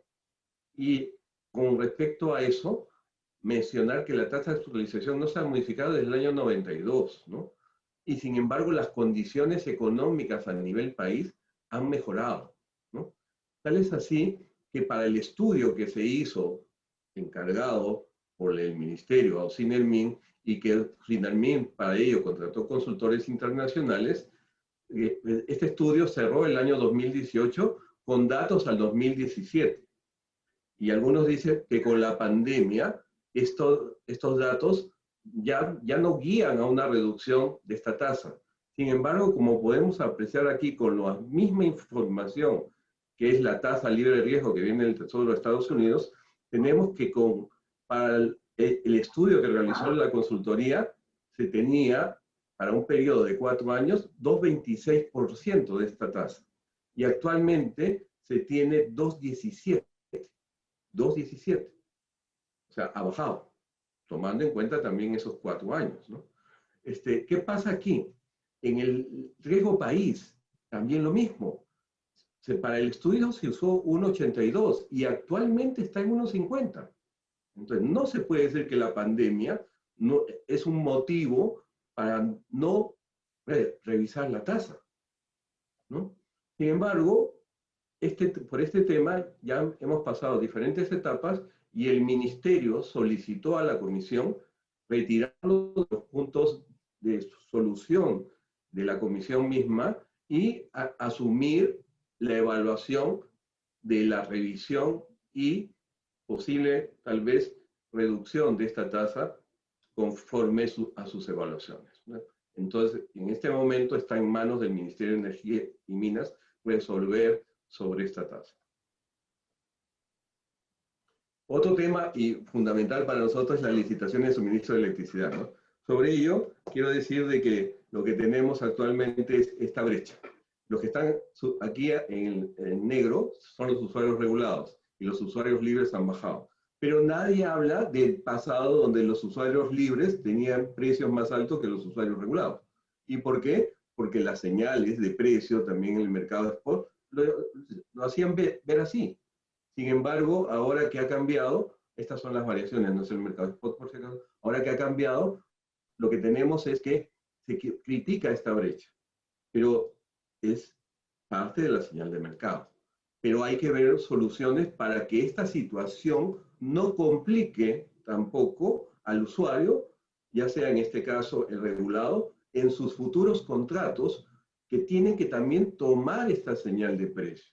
Y no solo la señal de precio del mercado de corto plazo, sino de aquellas nuevas licitaciones que se den para el suministro de electricidad. Debido a esta brecha, es que por lógica aquí y en Chile, muchos usuarios que podían migrar, han estado migrando del mercado regulado al mercado libre. Es simplemente siguiendo la señal de precios, ¿no? Y por ello es que se propone para las licitaciones de suministro de electricidad hacer adecuaciones, ¿no?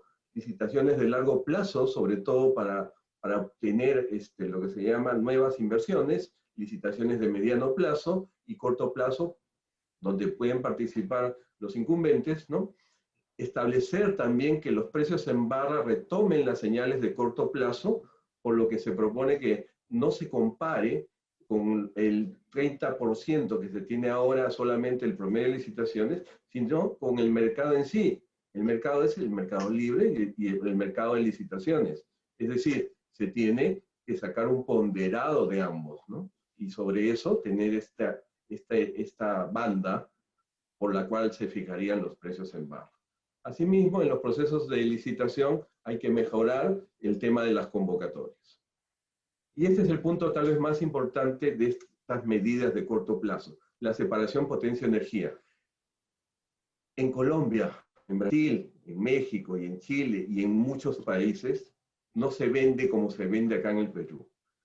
La potencia y energía son componentes físicos tal vez de la electricidad, pero los contratos son financieros.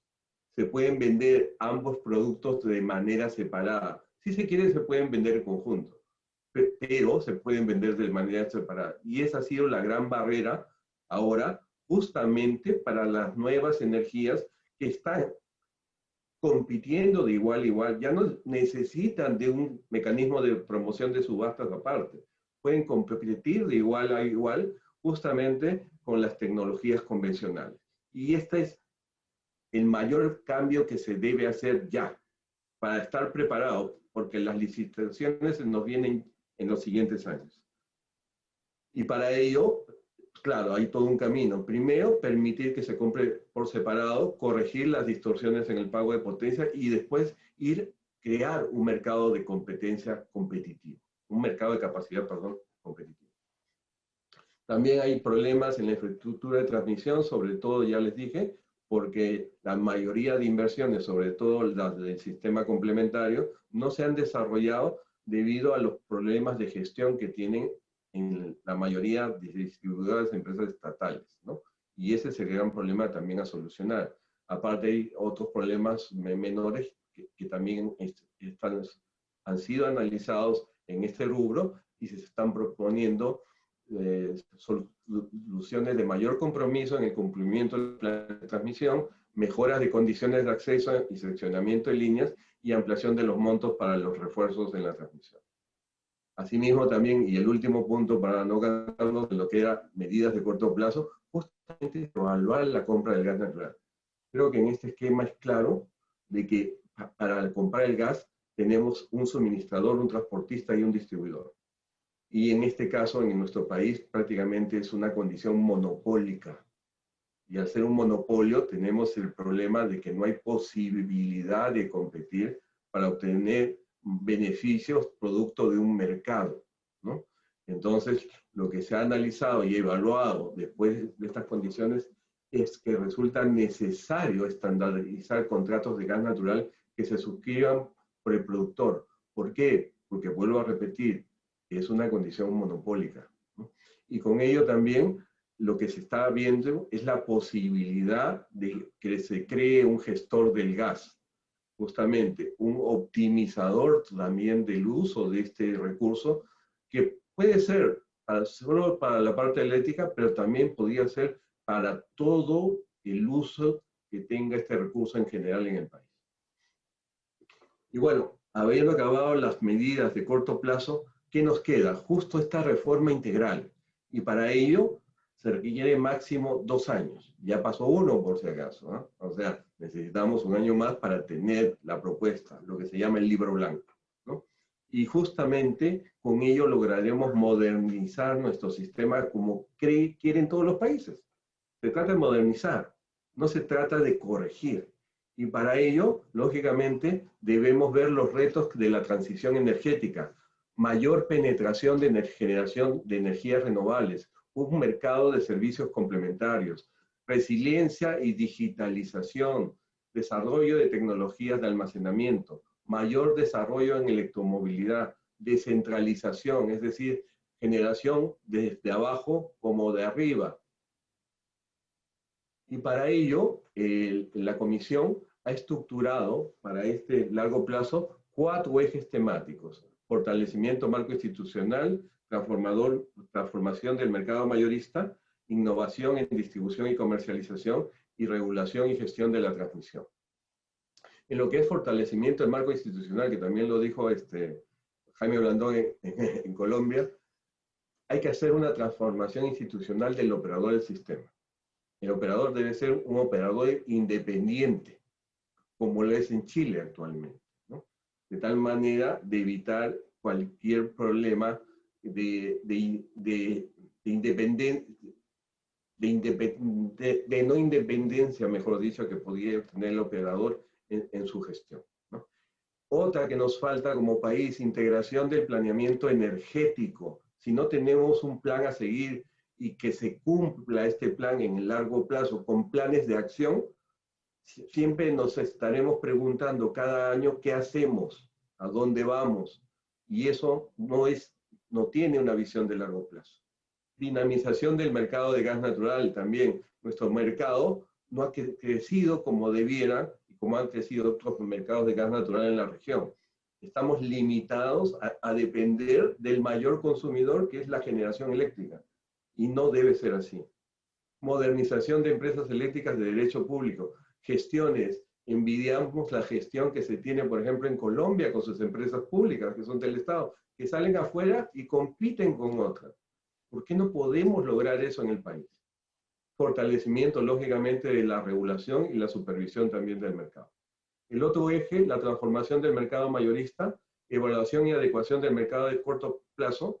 Podríamos pasar a un mercado de ofertas, o quién sabe, ¿no? Dependiendo de justamente esa evaluación que se haga. Reformulación del mecanismo de suficiencia de generación, acompañado esto del mecanismo de capacidad, ¿no? incorporación eficiente de la generación con recursos energéticos renovables y el desarrollo de nuevos servicios complementarios para darle flexibilidad al sistema, más aún con mayor penetración de energías renovables. Y el otro eje importantísimo es la innovación en la distribución y la comercialización minorista, es decir, innovación tecnológica de los sistemas de distribución, medidores inteligentes, redes inteligentes, ¿no? Digitalización de las redes, incentivos para mejorar la calidad del servicio, ajustes al mercado minorista y desarrollo de recursos energéticos distribuidos. Tenemos proyectos para reglamento de generación distribuida que se publicaron en el 2018 y hasta ahora no se aprueba ninguna modificación, habiendo sido este proyecto, por ejemplo, muy avanzado con ciertos ajustes y pudiendo implementarse, y sin embargo no se ha publicado nada al respecto todavía. Y sobre todo empoderamiento del consumidor. ¿Por qué empoderamiento del consumidor? Con el tiempo, querramos o no, las energías renovables que ya están bajando sus precios en el nivel de generación desde arriba, van a bajar también sus precios en el nivel de generación desde abajo, es decir, al mercado, a ese mercado minorista. Y con el tiempo, el consumidor que se ve limitado a comprarle, ya sea al generador o al distribuidor, porque no tiene otra salida, va a tener esa salida. Y dependiendo de los precios del mercado para ese recurso que él pueda poner en su casa, en su oficina, en su edificio, eso, si es competitivo, él ya no dependerá necesariamente del suministro de afuera. Y esa es también parte de las decisiones que debemos dejar del lado del consumidor, que pueda responder a los precios, que ahora no puede, ¿no? Y finalmente, en la transmisión, agilidad en la expansión de transmisión, eficacia y transparencia en el acceso a la red, simplificación de esquemas de remuneración, a tener más interconexiones internacionales que siempre ayudan, ¿no? Y finalmente, para que vean, pueden entrar a la página web del Ministerio de Energía y Minas y encontrar ahí con la palabra CRCE, que es la comisión.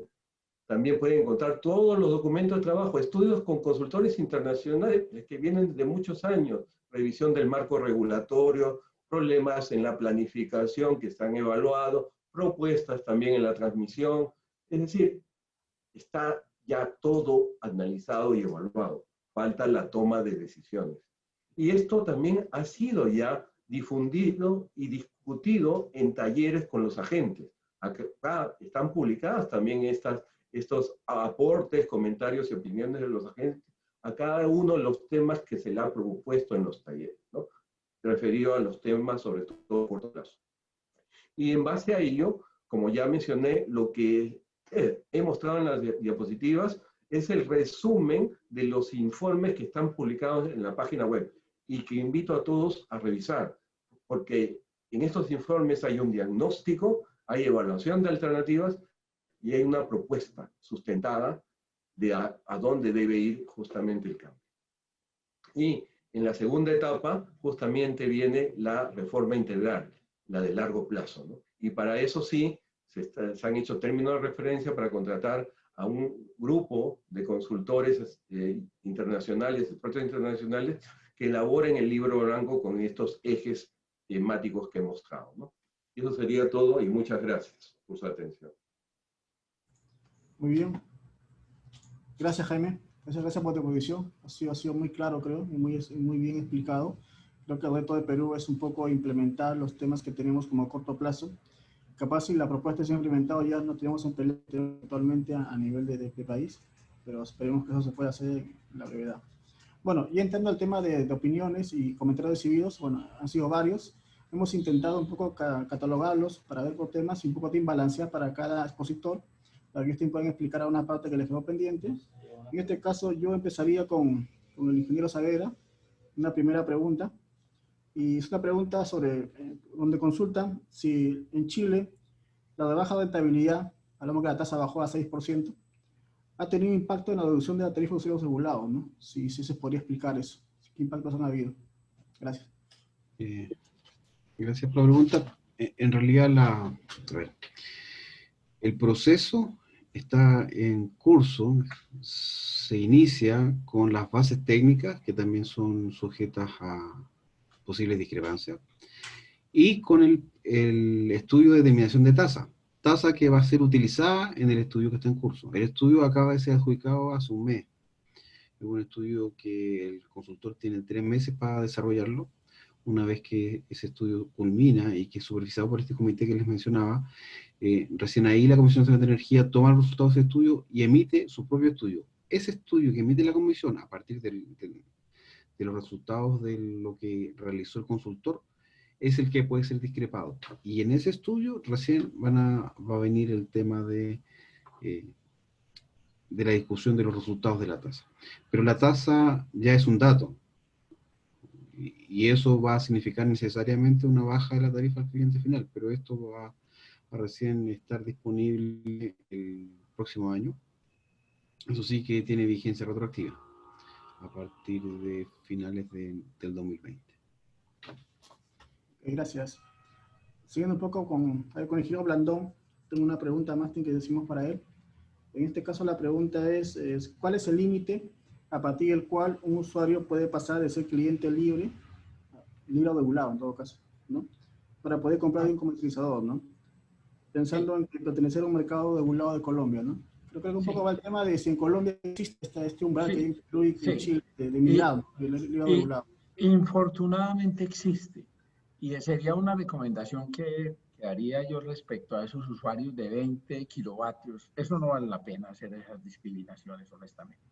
¿Cuál es la historia de Colombia? En el año 95, Colombia dijo, usuario no regulado, el que consuma más de 2 megavatios. En 1997 dijo, usuario no regulado, el que consuma más de 1 megavatio. En 1999 dijo, usuario no regulado, el que consuma más de 500 kilovatios.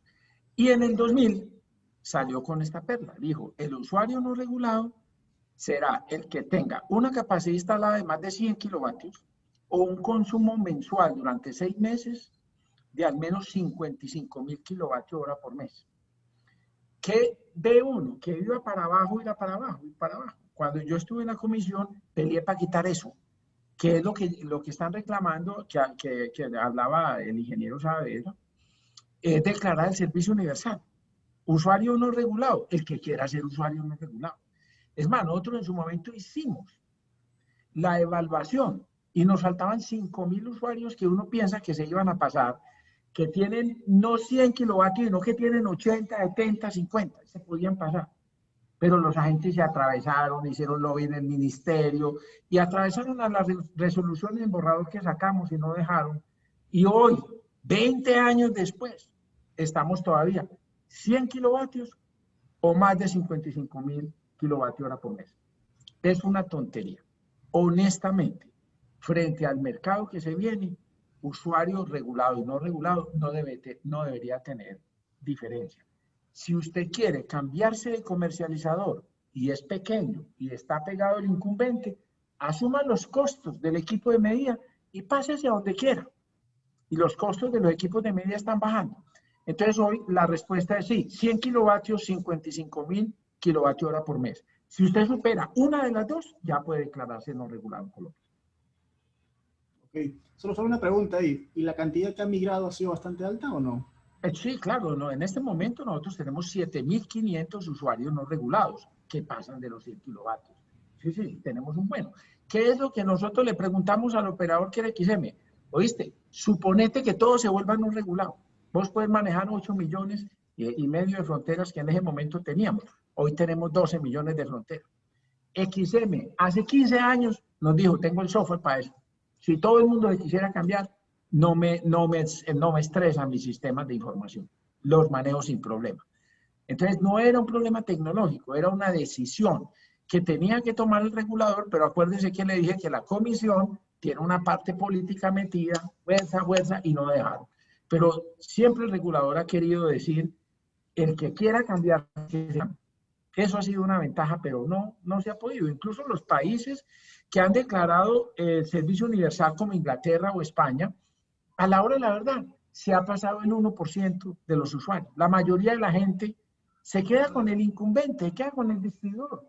Entonces ese miedo de que van a perder los clientes, eso es bobada. Hoy todavía no tenemos suficiente cultura para esa respuesta del usuario que entre al internet a decir voy a comprar aquí, voy a comprar aquí.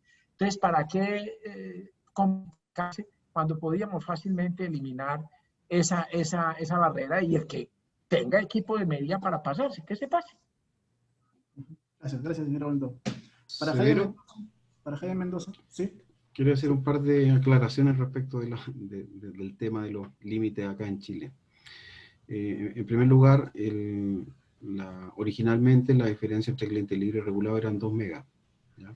Después se hizo la posibilidad de que los que están entre 2 megas y 500 kilos pudiesen optar en ser libre o regulado. Pero después vino la crisis del corte de gas de Argentina y los clientes libres quisieron ser regulados. Y el límite se subió a 5 megas. Entonces, depende de las condiciones de mercado y del contorno y de cuán competitivo es el mercado. ¿Acaso ese límite puede realmente ser una barrera o una protección? Hay elementos que te pueden inclinar la balanza en un sentido o en otro. Ok, gracias. Bueno, consulta para Jaime. Una consulta, Jaime, para ti, Jaime Mendoza.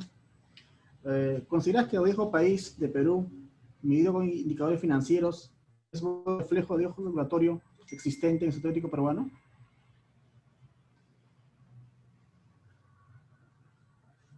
No te escuchamos, Jaime. Perdón.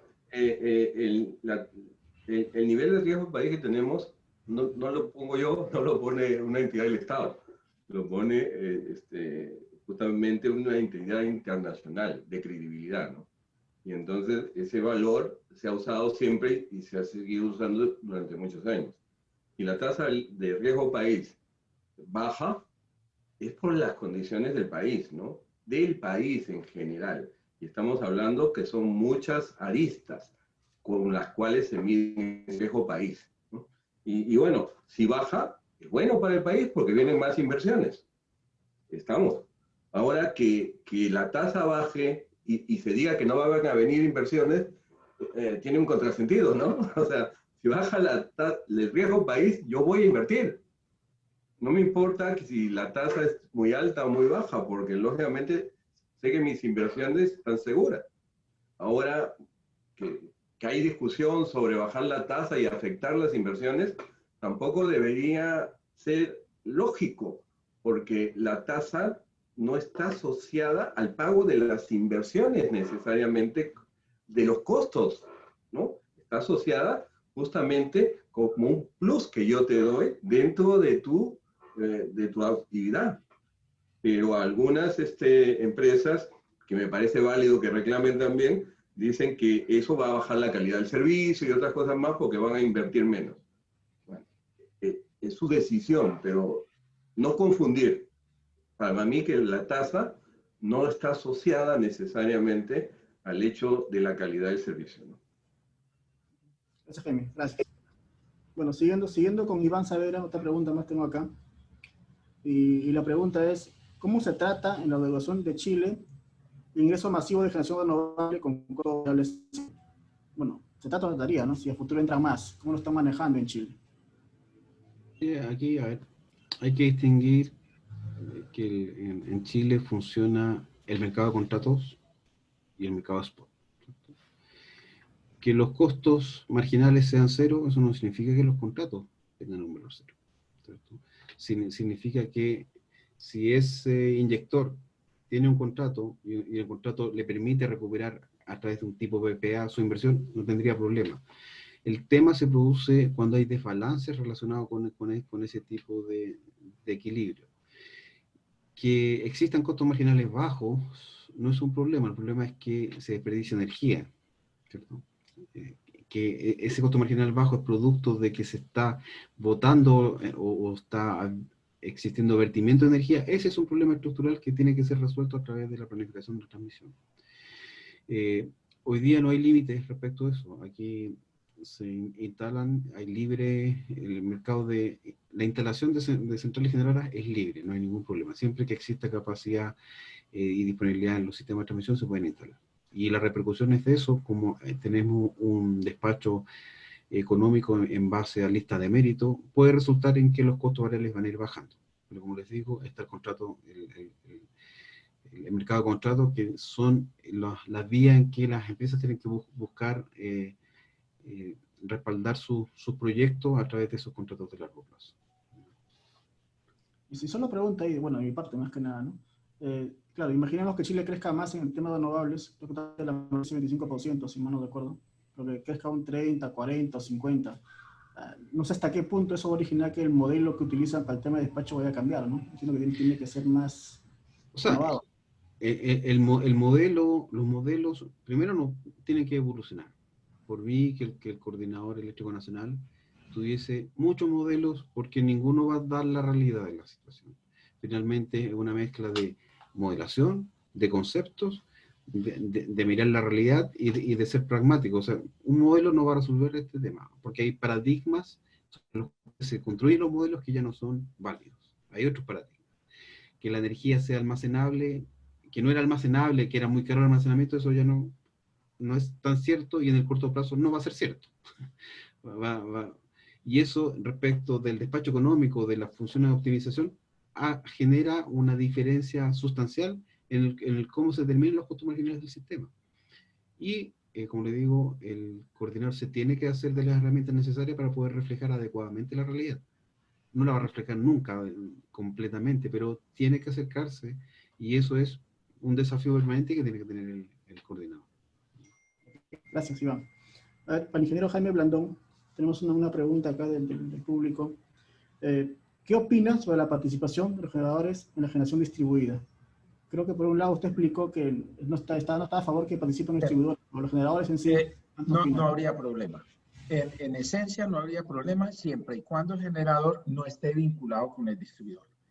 Es que aquí el problema que el regulador siempre teme es cuando la red se convierte en un mecanismo de presión frente a los agentes del mercado. Por eso siempre el regulador pretende separar la transmisión de la generación y, en lo posible, la distribución de la comercialización y de la generación. Entonces, cuando eran grandes generadores que conectaban los sistemas de transmisión de alta tensión, pues no había problema, porque la mayoría de todos estos generadores estaban pegados en una red que es transparente, que se les pagaba, por ejemplo, el caso colombiano, la red de transmisión se paga sin peaje, no se cobran peajes, es una estampilla y todo el mundo paga y se le entrega al transportador. Entonces el transportador es un agente que es indiferente a los comportamientos del mercado.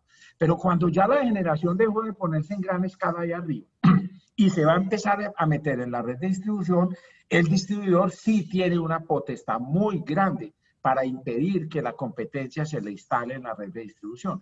Y por eso el generador no tiene ningún problema de tener generación distribuida, absolutamente ningún problema, siempre que no sea el dueño de la red. Si él es el dueño de la red, se va a atravesar a la competencia, y eso es lo que para el regulador le va a representar lo que en regulación llamamos altos costos de transacción. ¿Cómo vigilamos que estos tipos no abusen de esa posición dominante? Eso en el regulador se llama altos costos de transacción. Es decir, permitir que el distribuidor, sea generador o no, meta generación en la red de distribución, va a generar altísimos costos de transacción para el vigilador, al vigilante y el controlador. En ese caso, en Colombia, ¿cómo ha ido esta parte de evolución? ¿Ha habido muchos generadores que han entrado al negocio? Excelente, excelente. Hoy en día, el regulador no ha dicho nada con eso. Simplemente ahora, en la misión de transformación, los asesores internacionales le dijeron, ojo, si usted va a dejar generación distribuida, quítele ese negocio a los distribuidores. ¿Qué han dicho los distribuidores? Han dicho, ay, yo me voy a portar bien, pero ¿qué dice este pechito? Que es el que todo el día presenta estudios de conexión. Eso no es verdad. Se le atraviesan a todo el que se va a conectar. Le ponen problemas, le devuelven porque no hay una coma, porque el informe entró a las 12 del día y era la 1, porque la tabla ya cambió, porque la demanda no era la que él mandó, sino otra. Siempre. Yo tengo estudios de conexión que llevan 1 año y medio, de vuelta tras de vuelta, en otros monjuiciosos. Pero el distribuidor encontrando la manera de... ¿Por qué? Porque él está pensando poner un proyecto suyo allá, en ese punto. Como ya se congestiona la red, el hombre va a lograr ver cómo quita la competencia. Eso es lo que le está diciendo la misión internacional a Colombia. Ojo, si va a dejar meter generación distribuida, quítele el negocio a los distribuidores. Gracias. Y eso debería ser. No lo ha hecho Colombia, pero debería ser. Muchas gracias. Ok, para Jaime Mendoza una pregunta. Exactamente qué va a pasar con la institución de suministro de los distribuidores y generadores con los cambios que se proponen. Más o menos cuáles son las modificaciones que se plantean en la comisión. ¿Te refieres a las medidas de corto plazo o las de largo plazo? Corto plazo inicialmente, ¿no? No, porque el largo plazo todavía estaría en diseño, ¿no? Depende de lo que obtengamos de los estudios. En el corto plazo, bueno, sí, cuando expuse, el mayor tema es la separación de potencia y energía para hacer competitivo el mercado. Si hacemos competitivo el mercado, quiere decir que cualquiera puede competir, ¿no? Y si ve que con ciertas tecnologías no compite, buscará otras tecnologías, ya sea el mismo, el incumbente, el que está, como uno nuevo que viene y lógicamente puede venir y ser un nuevo agente del mercado con los precios que hemos visto que se están dando en la región, ¿no? Con precios que están por debajo de los precios que están pagando ahora los usuarios. Entonces, eso animará y moverá el mercado. Quien sea el suministrador, lo define el precio. No lo defino yo, ni el regulador, ni el usuario siquiera. Lo define el precio que después se le pasará al usuario en función de ofertas económicas. Y para que haya ofertas económicas, como en cualquier mercado, debe haber competencia. Y los agentes, algunos, no todos, porque otros sí quieren competir, buscarán barreras para evitar que entre la competencia. Es normal, no hay que rasgarse las vestiduras. Es lo que haría cualquiera en cualquier mercado si quiere tener más poder. Pero el mercado debe funcionar en igualdad de condiciones para todos. Y eso es lo que buscamos con estos cambios. Gracias, Jaime. Muchas gracias. Y, perdón, tal vez para complementar, en la reforma de largo plazo, yo creo que estamos sintonizados todos, ya sea con los conceptos de portabilidad que se dan en Chile, o con lo que acaba Jaime Blandón, en el sentido de que el distribuidor que se dedique a sus fierros, ¿no? Esa es su actividad. O sea, las redes que él tiene y que le pague por eso, pero que no se meta con la comercialización. Porque todavía peor, cuando se integra verticalmente me genera un problema en el sistema, ¿no? Un problema que ya hace que no haya una verdadera competencia, ¿no? Entonces, eso es lo que también tenemos que ver nosotros cuando analicemos la figura del comercializador de la reforma. Ok, Jaime, muchas gracias. Gracias por tu comentario. A ver, tenemos otra pregunta más para Iván Saavedra, y es, ¿cómo es que intervienen las personas o los clientes en los cambios regulatorios, ¿no? en esta migración que están haciendo a nivel de la formación energética en Chile, ¿no? ¿De qué forma ellos participan, en todo caso, en los eventos? ¿Cómo opinan? ¿De qué forma se maneja eso en Chile? A ver, esto es más bien inicial, ¿no? Inicial en el sentido que llevamos 4 años, 5 años, no, 4, 5 años aplicando esta metodología participativa. Se hacen llamados públicos a quienes estén interesados en participar. Obviamente esto tiene que ser ordenado, se establecen talleres de trabajo, se establecen grupos de discusión, y van distintos actores. Y cuando digo distintos actores, van representantes de la sociedad civil, van estudiantes, van los consultores, los mismos de siempre, más lo nuevo que son todas aquellas personas que representan, no sé, un grupo de consumidores, representan grupos de interés asociados a juntas de vecinos y cosas por el estilo. Se discutió la política energética regionales, se discutieron también con ese tipo de instrumentos. Estos son metodologías participativas en que hay instrumentos y hay herramientas que tienen que ser utilizadas para sistematizar la participación. Es un gasto que tiene que hacer el Estado, es un gasto que vale la pena, que las regulaciones y las políticas públicas nazcan a partir de esta discusión. Estamos empezando y obviamente hay también que educar a la sociedad para que tomen esos espacios que se le abren para participar. Eso también es parte de la democracia. La democracia no es solamente un ejercicio electoral. La democracia es que la gente participe, opine, se tome en cuenta su opinión. En todos los aspectos, inclusive en la regulación, inclusive en los procesos tarifarios. Y eso hace que nuestros pueblos sean más, se sientan más identificados con su sociedad y no sientan frustraciones porque no son tomados en cuenta. Solo consulta, y si en caso, a pesar de este taller que hay de participación de agentes, de empresas, finalmente sale el cambio y las empresas igual no están de acuerdo, ¿a qué entidad acuden en ese momento? ¿O a quién reclaman eso? No, hacen lobby, obviamente. Si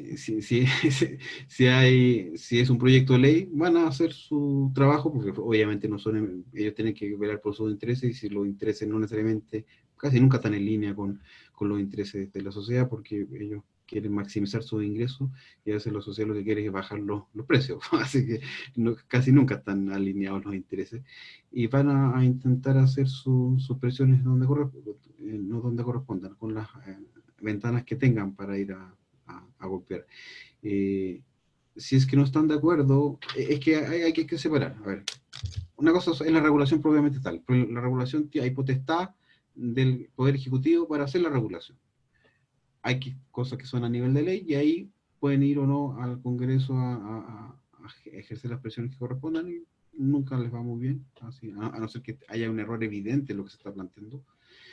Pero después existen procesos que son con una etapa de discusión y de desafío a la autoridad.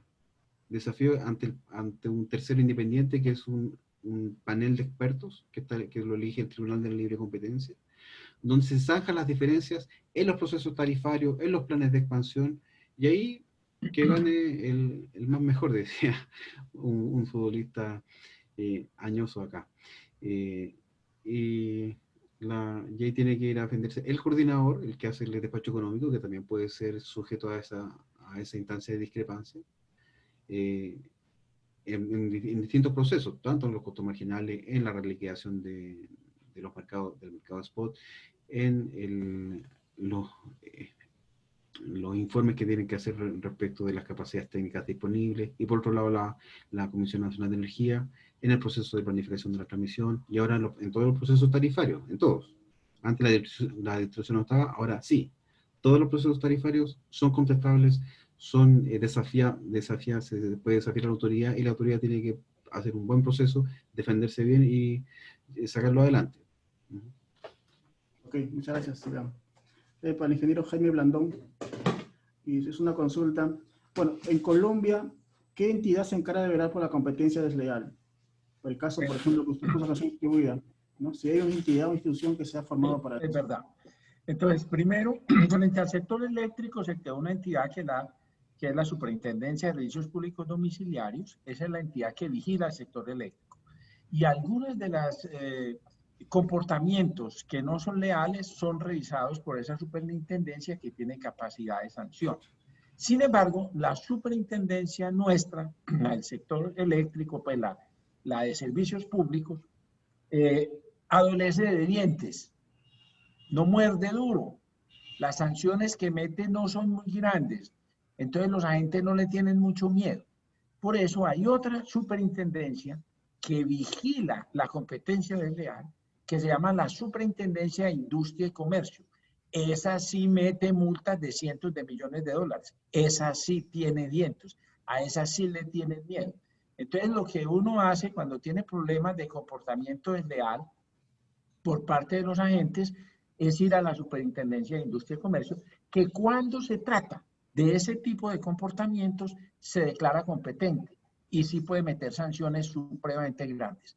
Entonces tenemos dos, la gente escoge dónde se va, normalmente el sector eléctrico van a los servicios públicos, pero cuando se trata de ese tipo de comportamientos en el mercado y cosas grandes, la otra superintendencia tiene mucha más fuerza, es más poderosa, porque la Superintendencia de Servicios Públicos nuestro tiene todos los servicios públicos, y alguien dijo, el que mucho abarca, poco aprieta.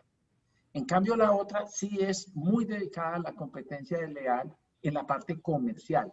Entonces tiene mucha fuerza, y esa es la mejor instancia que yo siempre recomiendo a mis clientes cuando tienen que hacer un reclamo de eso, ¿no? Vámonos de una vez a la de Superintendencia de Industria y Comercio.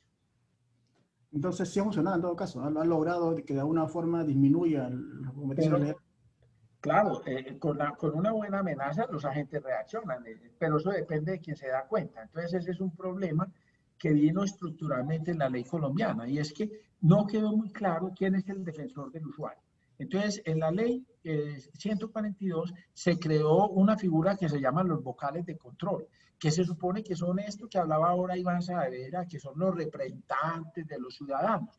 Pero ¿quién les paga a ellos por el tiempo que se dedican a estudiar esto? Nadie.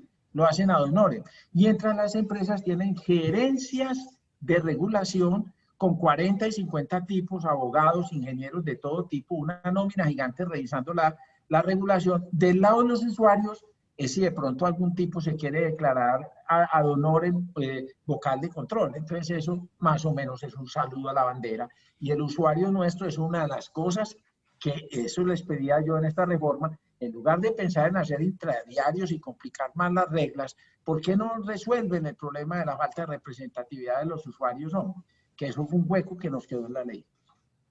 Ok, gracias, señora Blandón. Para Jaime Mendoza, una consulta, a ver acá, una pregunta. ¿Qué propuestas se proponen para potenciar el COES, ¿no? ¿De qué forma se piensa hacer la transformación del COES a un ISO, como pusiste? Bueno, sería interesante, hemos hecho un estudio, creo, no sé si está publicado en la página web de la comisión, creo que no, pero sería bueno de todas maneras que revisarlo. El ISO, o Independent System Operator, es un concepto que existe hace muchos años, ¿no? Y eso, lo que se ve es cómo está conformado su directorio, principalmente, ¿no? Esa es una. O sea, que su directorio, él no dependa de los agentes, porque si depende de los agentes al 100%, pues, ¿a quién le va a responder? A los agentes, y va a cuidar los intereses de los agentes, no pierde su puesto. Entonces, ese es el más importante, ¿no? El segundo es de dónde viene su presupuesto, ¿no? Que también, si viene de los agentes, ya son dos razones para seguirle haciendo caso. Entonces, todas esas situaciones ya se han evaluado en otros países, ¿no? Y esas son las más importantes, creo yo, más allá de cuestiones estructurales más abajo o diseño de sus funciones, que es la que lo harían independiente del sistema y, lógicamente, con un sistema de supervisión de sus acciones, ¿no? Pero bueno, no creo que valga la pena abarcar más. Como ya dije, para mí esos son los dos puntos importantes. Ok, bueno, muchas gracias a todos. Entonces, la idea, bueno, ya hemos acabado ya por el tema de hora. Son las 8 de la noche.